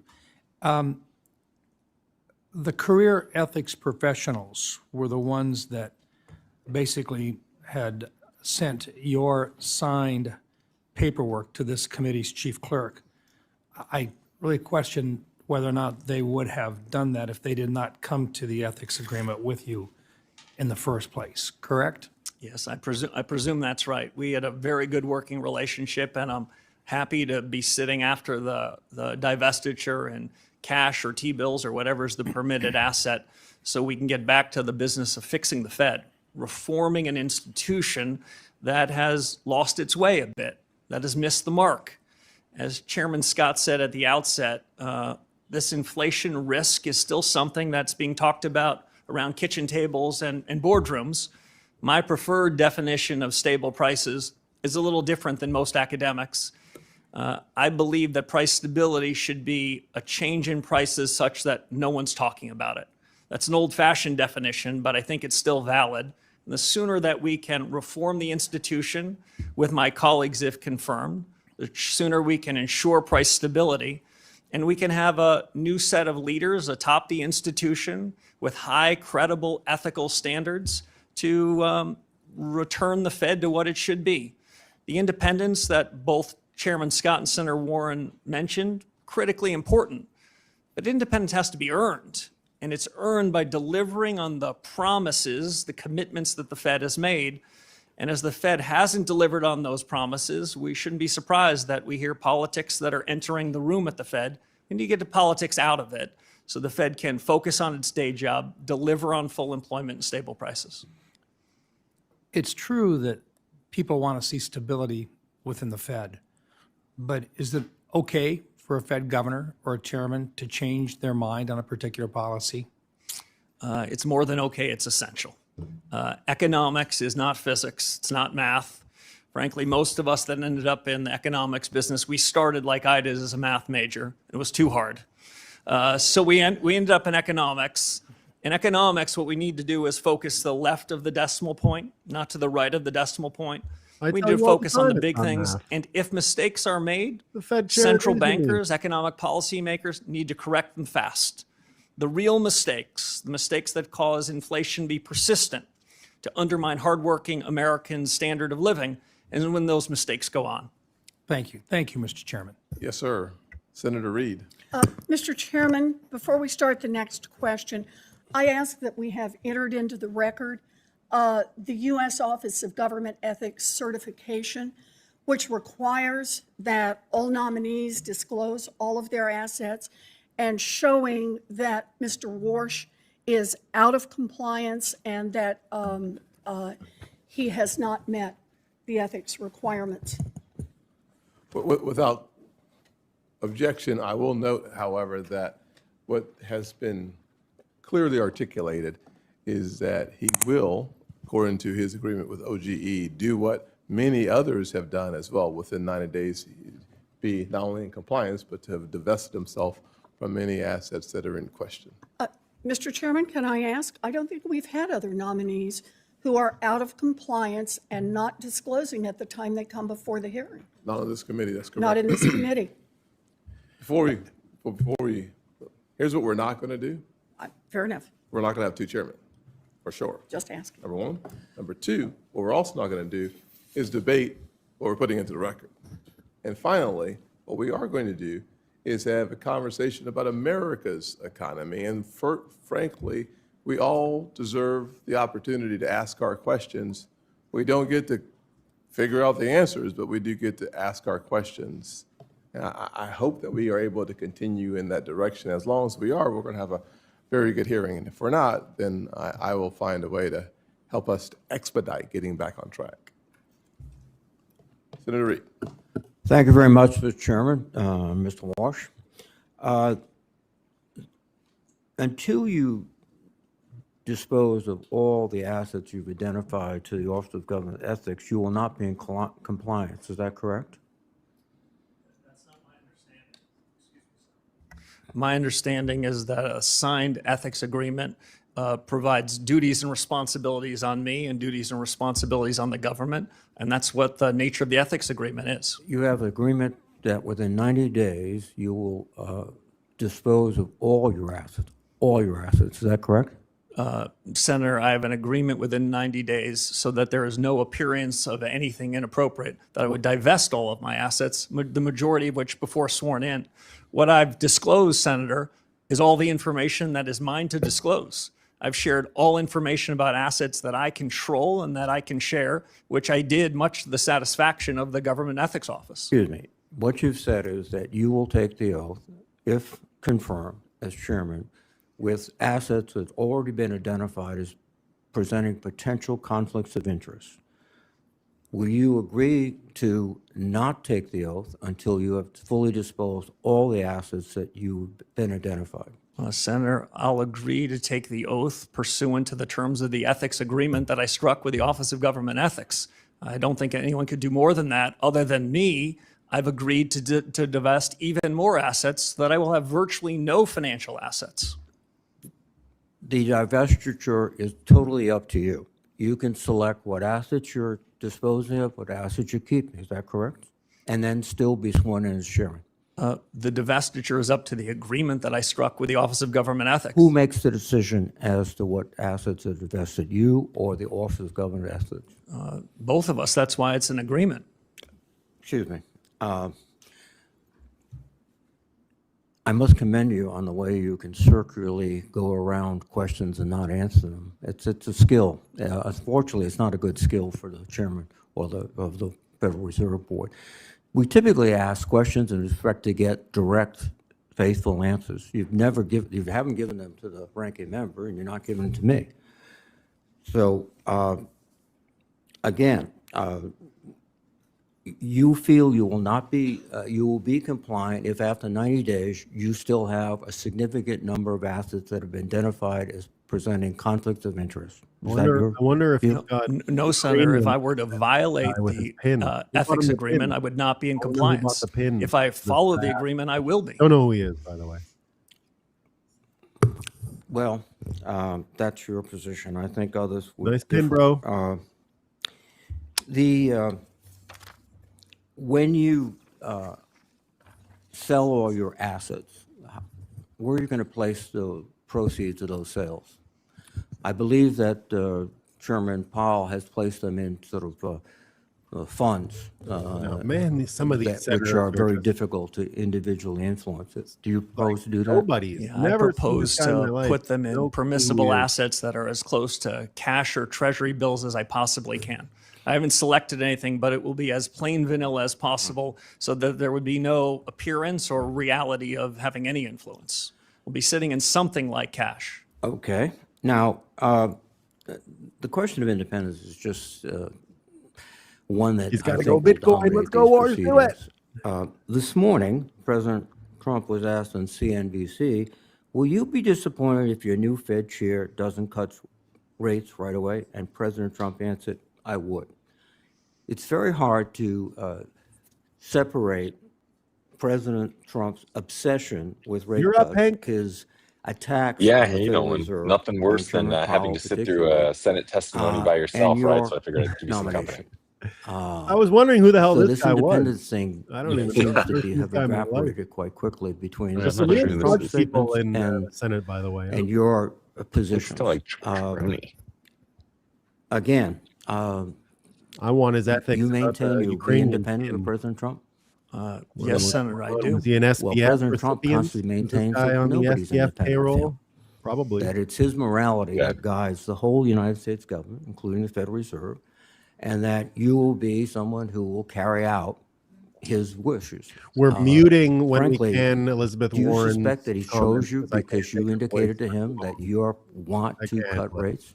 When she starts Senator, I don't know the reason for the president's choice, but I can tell you what I've been writing about for 15 years and what I said to the president, which is you're going to cut. I'll cut rates if you give me the job.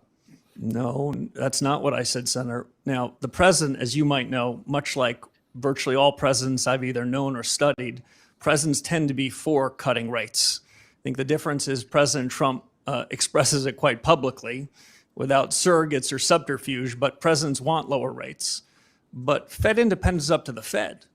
Fed That's leadership nonsense. has to make a decision about what's the right thing to do. No. In my judgment, You're a leader. You're the leader. You establish the moral and ethical standards and economic principles of the Fed. And you just pass it off to, well, you know, it's not my job, it's everybody's job. That means it's nobody's job. Thank you. Senator Tillis. Mr. Chair, before my time starts, can I make a parliamentary inquiry? Certainly.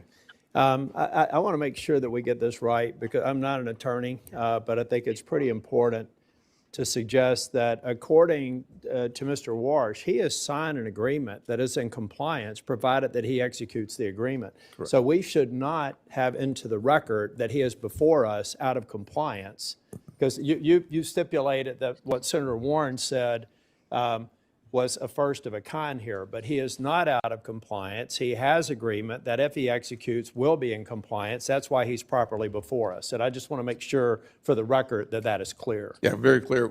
Let me just say it. I'm going to reiterate what you just said, but I was writing it down myself. The Office of Government Ethics has entered into an agreement with Kevin Warsh that There he was has a comment up until 90 from days after CB confirmed. Van about my mic not necessarily working So the wire while to the audio is non-attorneys playing. So I'm just testing that right now matters while say he's Tom before Tillis, us who out we of don't care what he has to say. compliance, and that's why I No. So Catching strays.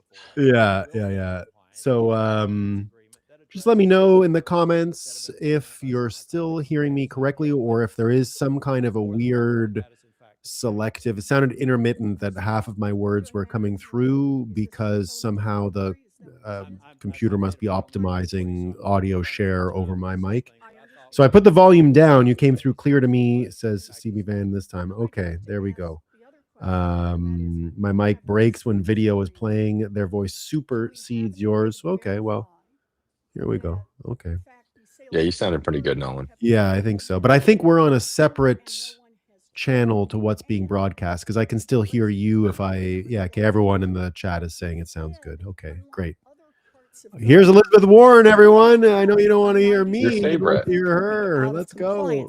She just had to wear the teal. Explicit that you cannot I actually can't take it. I can't handle her nagging voice. I just can't do it. It's just the worst, least persuasive, lowest aura of all time. There's no one with less aura than her.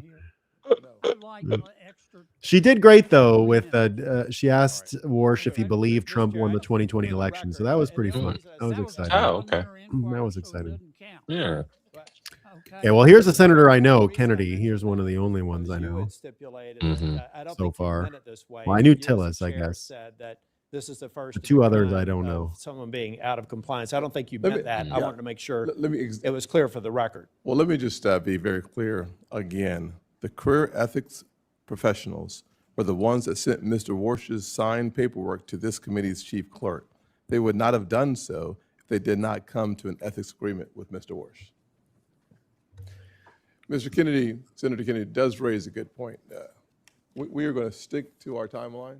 We got JJ Fox. I'm with you, Nolan. Nails on a chalkboard voice. Yeah, indeed. Go on, and that does not buy you more time unless, of course, we all decide we want more time. Oh, Tim Scott doing great as chair here, I will say. Pretty good chair.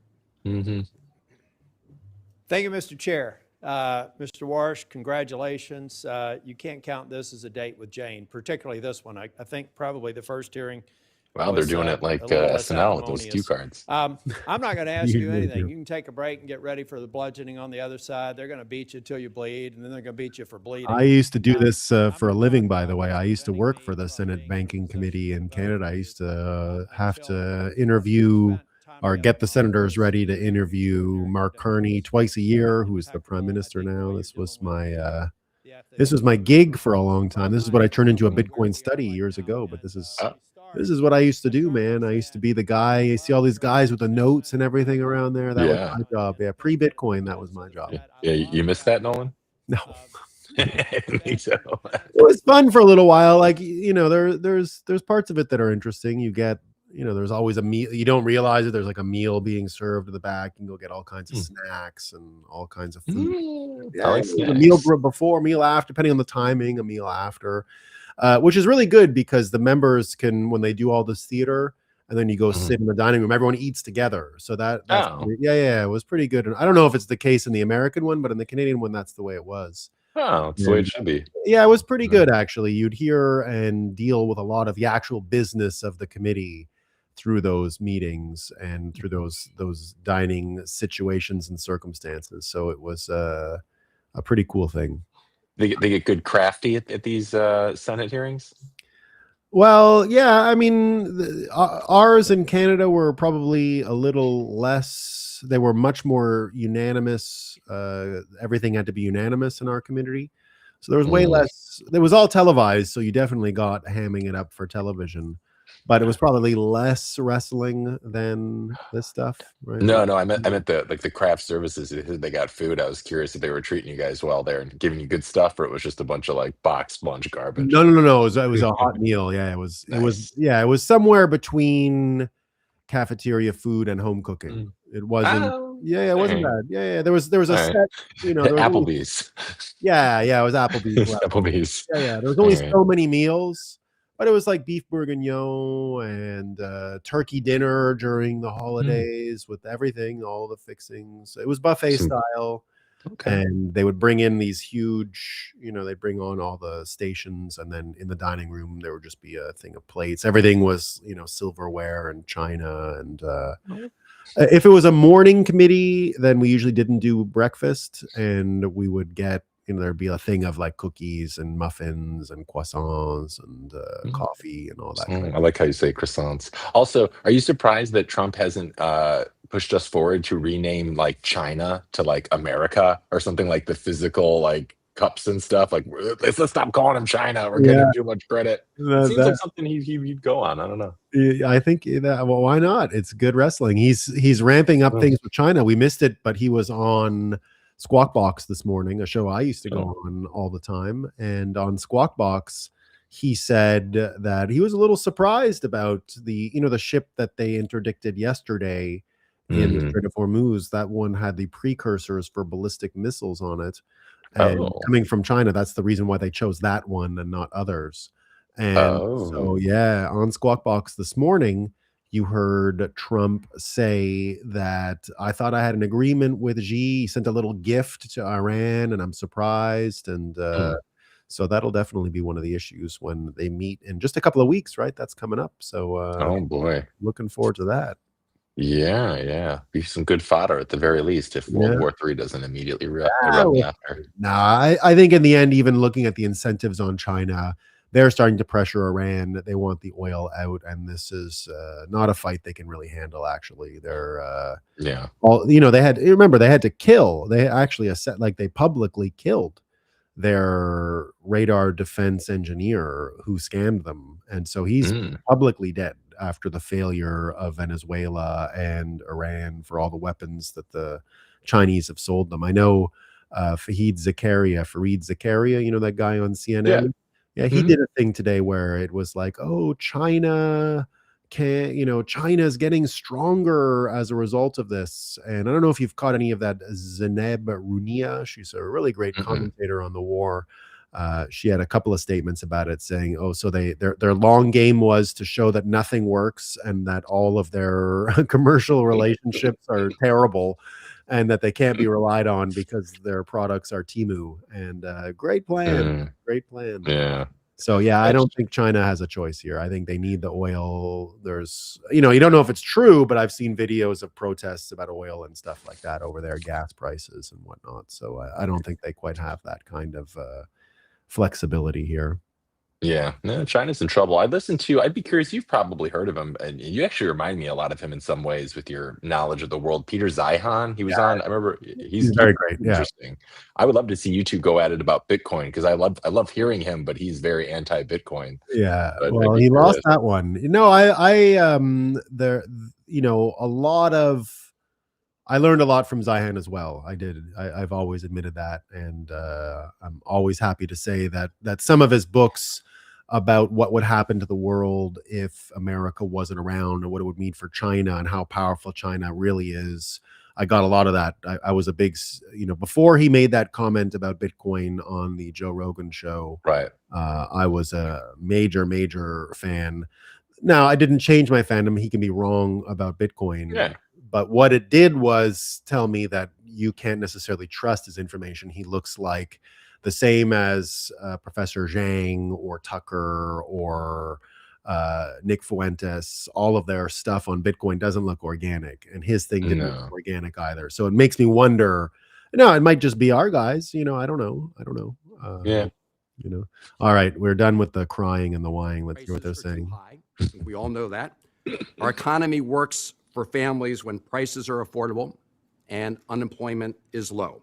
That's why price stability is an important part of the Fed's mandate, right? Senator, yes. And the Fed uses its monetary policy tools for price stability and full employment. That's the job Congress gave to the Fed. Here's how Ben Bernanke described how the Fed uses those tools. He said, and I'm quoting, "Generally, if economic weakness is the primary concern, the Fed acts to reduce interest rates, which supports the economy. If the economy is overheating, the Fed can raise interest rates to constrain inflationary pressures," end of quote. So that's a textbook model of the Fed. Cutting rates supports the economy, but can lead to higher inflation, while raising rates helps to fight inflation, but can limit growth. Do you agree with Chairman Bernanke that that's generally how the Fed can use monetary policy to affect the economy?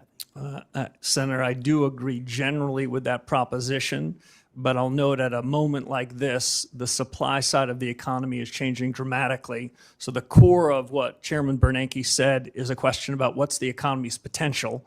As I said in my opening remarks, I think the economy's potential is growing quite quickly, and that makes the decision that you tee up to be a difficult one, and one that the Fed's going to have to dig deep in evaluating what's the right policy choice in the upcoming meetings. Well, I want to push you a little bit on that in a moment, but right now the Fed has set its main interest rate at 3.5 to 3.7%.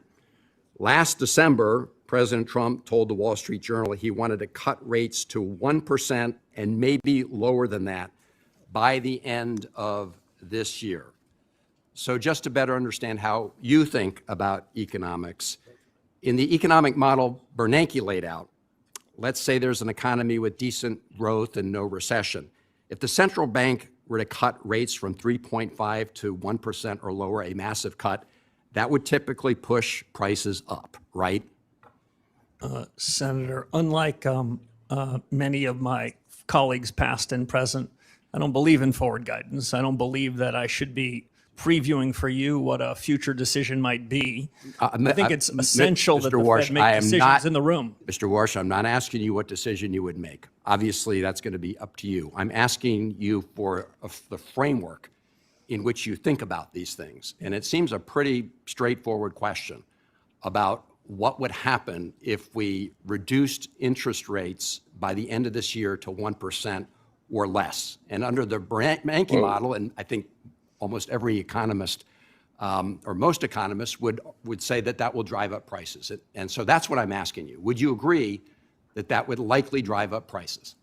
So, Senator, the Fed has two important monetary policy tools. One is interest rates, and the other is a balance sheet that we created in the 2008 financial crisis.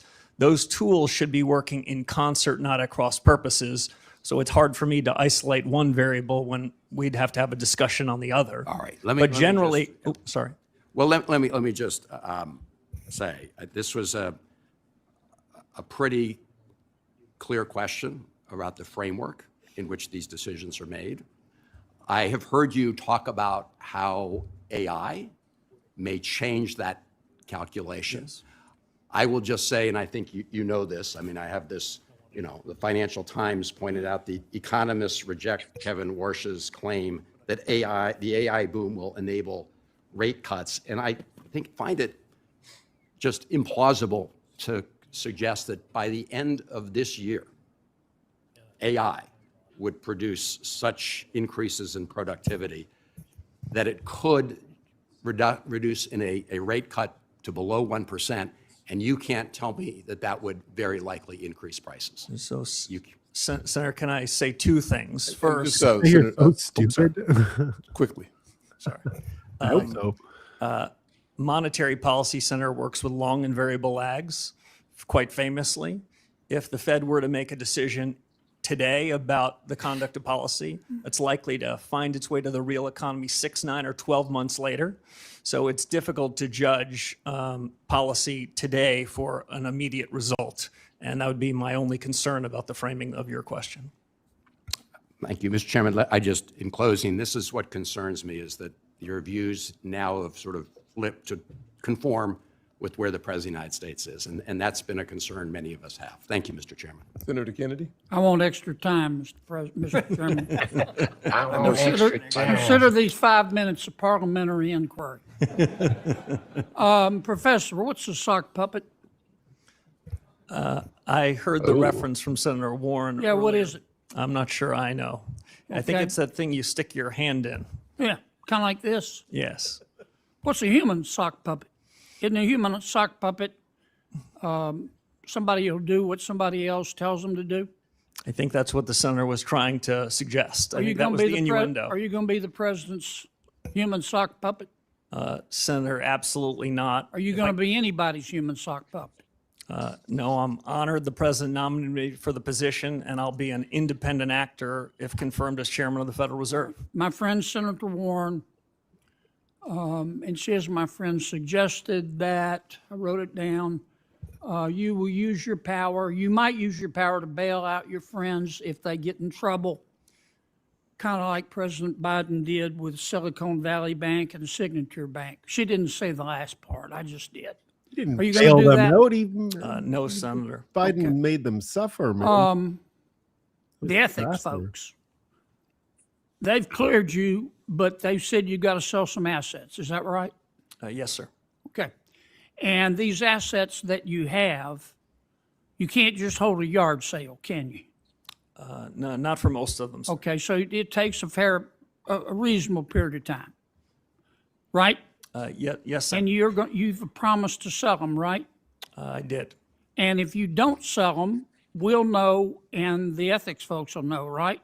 Yes, I'd be in violation of the ethics agreement if I refuse to sell them. But you're going to sell them, right? Yes, Senator, I will. Okay. Can we agree that politicians have the right to offer you advice about what to do with interest rates? Senator, we can agree, and it's not something that I would shy away from. I've heard many senators from this very committee in years past express strong views on interest rates. Okay. Humble central bankers should be listening and then making their own decisions. But some politicians matter more than others. And generally speaking, presidents matter, their opinion matters more than, say, a senator. President Trump has offered his opinion about what you ought to do with interest rates. Is that right? Senator, he has not made his opinion on that a secret to anybody. Yeah. And every president has, that you're aware of. Yes, Hasn't it? and they all tend to be in the same direction, Senator Kennedy. Okay. Now, the problem is, can we agree that your credibility as Fed chairman is the most important thing you have? It's the most important thing to me, it's the most important thing to the institution, and it's the most important thing to the successful conduct of policy. Okay. If the That's markets that's a think that you're- yes, right? Yes, Senator. Okay. The problem is that President Trump has said he's not going to appoint anybody who wouldn't agree to lower interest rates. Have you agreed with the president that you're going to lower interest rates? Senator, I'm glad you framed it that way. The president never asked me to predetermine, commit fix, decide on any interest rate decision in any of our discussions, nor would I ever agree to do so. So the president has never sat you down, looked you in the eye, and said, here's the deal, Scooter, I'm going to appoint you, but you got to agree to lower interest rates. That didn't happen, or did happen? The president never once asked me to commit to any particular interest rate decision, period, and nor would I ever agree to do so if he had, but he never did. I was honored he nominated me.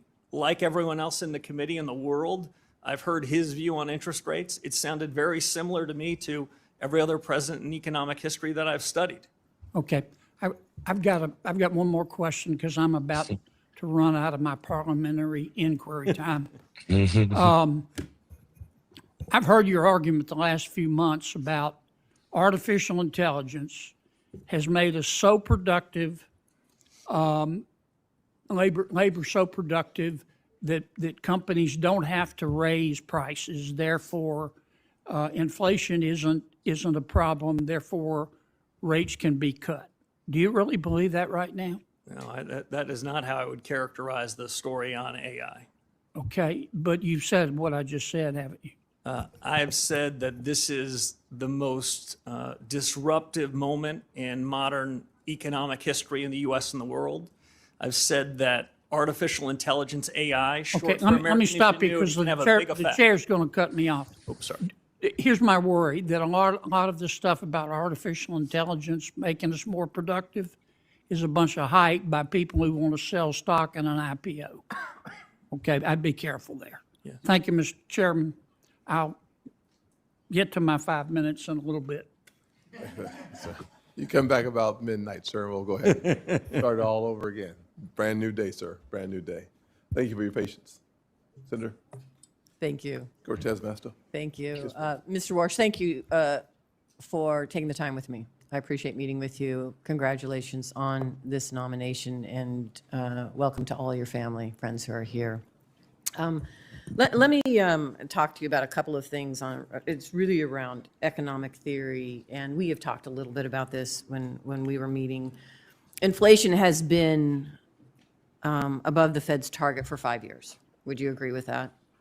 Yes, Senator. Yeah, yes. and core PCE inflation has been running at about 3%, a full point above that Fed target, correct? Yes. And so some Federal Reserve officials have said that this excess is due to tariffs. Do you agree with that? Senator, I don't. If I can make 2 points. Please. Much as we discussed in your office, I think the data that's being used to judge inflation is quite imperfect data. And among the projects that the economics profession, and if I'm confirmed as chairman of the Fed needs to do, is to try to use our new understanding and new data sources to see what's really the inflation rate in the economy. We used to use core PCE, core measures, so we'd exclude food and energy because it was sort of a rough swag as to what was going on. We don't have to do a rough swag anymore. What I'm most interested in is what's the underlying inflation rate, not what's the one-time change in prices because of a change in geopolitics or a change in beef, but what's the underlying generalized change in prices in the economy. And my broad sense is that these inflation risks and the inflation damage the last several years is improving somewhat. It has improved somewhat in the last year. The measures I prefer are looking at things that are called trimmed averages, where we take out all of the tail risks, all of the one-off items, and we ask ourselves whether the generalized change in prices is having second-order effects on the economy. Again, they're not where they should be, but I think that the trend is quite favorable. And these trend averages and the data that you're looking at now, it's not traditionally the norm that economists would use in this position. Is that correct? Some in the economics profession are increasingly looking to these median-type measures, but among the projects I would hope to undertake as one of the first reforms at the Fed is a data project where we would go off and we would evaluate with the public sector and the private sector, including the Bureau of Labor Statistics, a survey of 1 billion prices. Mm-hmm. And what I'm really most interested, Senator, is what's the change of that 500 millionth and one price?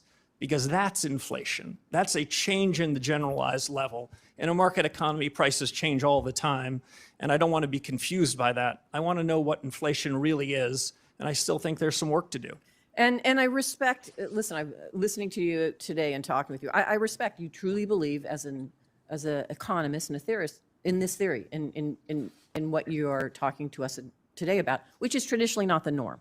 And many are disagreeing with you on that, and publicly disagreeing. And so I understand that. But I guess the position I have is, I hope you're right. But at the end of the day, my concern is people are suffering right now with high costs, and we need to address it. And I don't know how long it's going to take for your economic theory to gain traction or to be proven that it's going to benefit so many people in this country right now. And here's one other thing, because I don't have that much time, and this is what is also a concern of mine, so I want you to address it. Earlier, you've been on the Federal Reserve Board, and you were there during the financial crisis of 2008. You and I talked about this. I was the Attorney General then. It hit Nevada so hard. Here's what I do know, and at that time, in 2006, you attended numerous meetings where housing experts pleaded with you to stop predatory mortgages. In fact, Gail Burks, who was the CEO of Nevada's Fair Housing at that time, who I worked with, repeatedly warned Fed leadership, including you, about predatory lending practices such as flipping loans or misinforming seniors about reverse mortgages. And in 2007, you said, and I quote, "Subprime mortgages have gotten a bad name in this environment, and in some cases, that's not just." You also said that you don't see any immediate systemic risk issues among big banks. And you said that at that time. And then just recently, and this is what I want you to address, Senator Warren has said that you told her you had no regrets during this tenure. How can we trust that your economic theory, when you were wrong then, is going to be the accurate theory we need now to help so many families and businesses that are struggling with the policies that we're dealing with now? Senator, let me address a few things. The chairman is going to cut me off when he must, but I would say this. For many years before the global financial crisis, I warned about the very real risks of Fannie Mae and Freddie Mac blowing up, which they did. I think that part of the housing market was vulnerable for many years, and not enough was done about it, even in spite of my protestations and my urging about GSE reform. It wasn't done. I think that compounded the financial crisis. Secondly, I think subprime mortgages then, subprime assets then, were indicative of prices of almost every financial asset that were mispriced. What I suggested then and what I believe now is that subprime mortgages were just indicative of a set of prices that were incorrect, and they all repriced. Just to give one fine example before I turn to the chairman. Perhaps no examples right now. Okay, sorry. Let's go to Senator Thank you. Haggerty. I want to give you an opportunity to finish that exchange. Thank you, Mr. Chairman, and Mr. Warsh, I want to welcome you, Jane, your family. And I want the committee to know that I've known Kevin Warsh for 30 years. We first crossed paths back in 1992, shortly after Kevin graduated from Stanford. We both worked on the White House staff at that point in time. And I just want to say this, that the man testifying before us today is the same man that I got to know then. Serious, disciplined, with a true heart for public service. And I want to say this, I've said it before, Kevin Warsh is the man for the moment. His background, his experience, and his discipline are precisely what we need to bring our economy into its full potential. Does that mean I guess they both worked for George H.W. Bush, White House 92, because 93 you get Clinton, so it must have been. Yeah. Man for the moment. What do you think? Yeah, I mean, it's all just who's going to be submissive to Trump and Treasury. I mean, didn't Besson punch him in the face last week already? So Yeah. I think we know where this is headed. War seems a little too nice. I think you need a little more teeth for this position. Otherwise, you're just going to be sycophantic to our overbearing president. But that's what it is. That's what we're getting. That was in the cards from day one in this administration. There is no more Fed. No, there really wasn't. So it's not Trump who's causing it, but pretending that there is Fed independence is what is going to end no matter what. There is no pretension of independence any longer. That's finished. The world changed. So, He's nice, but I mean, he'll understand the mechanics, and he's not an idiot. Here, I'll put him back on. The kind introduction. For your colleagues on this panel, Senator Haggard and I shared a desk, 91 and 92, so I've known him for a very long time. All right, Nolan, it looks like you and I are my being told prior we're going to be experience at the bouncing Fed, out which, of the live some of your right here and colleagues made moving over reference to to, the show are where gonna we're allow going to me be to chatting hit the about ground this, things, running. and others. So everybody, This if you're is watching or watching consequential TV News, we're going to be going on in just a few minutes here. So Nolan and I are going to lead the broadcast, but we'll see you on air to talk about this and other of this morning's top news in just a few minutes. So Nolan, I'll see you in a couple, buddy. Sure, the governance and of the things that are ripe for reform are going to give me a leg up. We don't have a long time to do new studies and contemplate what reform should be. We have a short window to try to bring inflation back down to where it should be to ensure price stability. And because AI that Senator Kennedy referenced is so consequential, and AI is quickly becoming at something like escape velocity, it's important to revisit the Fed's models and see whether this innovation cycle, while it could have over time improvements in the price level and make the Fed's job on inflation easier, there's a question about what that means for employment, which is another part of the Fed's mandate. So I think that's part and parcel of what my background and suggestion and history would suggest. But if I can make one other point, what the Fed needs is a reform to its frameworks and reforms to its communications. I've seen what the Fed's done well, and often I'll give them one cheer or two, but now more than ever, the Federal Reserve needs 3 cheers, and that's what I hope to deliver. Well, let's stay on this point, particularly, and you've mentioned this in your commentary, the point of the Fed's mission creep over the years. If you think about what the Fed has done, they've strayed into what I would call politically contentious areas. They've gone well beyond their core mandate. And we've seen this across the Federal Reserve System. And what the Fed has done is eroded its credibility as what it should be, which is an apolitical and independent central bank.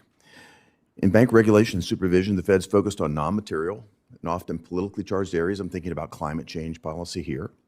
Elsewhere in the Federal Reserve System, we've seen regional reserve banks used as platforms for promoting very divisive partisan policies. There I'm thinking about DEI, climate policy, even racial reparations. The Minneapolis Fed even went so far as to publicly lobby for an amendment to a state constitution on education policy. How far beyond the remit can they get? In the 2020 Monetary Policy Review, the Fed even sought to redefine its legislative mandate of maximum employment as a broad-based and inclusive goal, close quote. I mean, that's tacitly understood to mean that the Fed should accept higher inflation to privilege select. All right, folks, he's asking questions about Fed independence. So I'm going to take this opportunity to hop over to the other feed. This one is going to be ended. So if you're in the chat, if you're in Rumble, if you're out there communicating, jump up onto the Roxham TV channel. I'm going to cut this feed right now, but if you're on Roxham, you should barely notice. You'll be able to get to Warsh's comment. I'm going to cut the broadcast immediately, and we're going to move over. All right, folks. Cheers. See ya.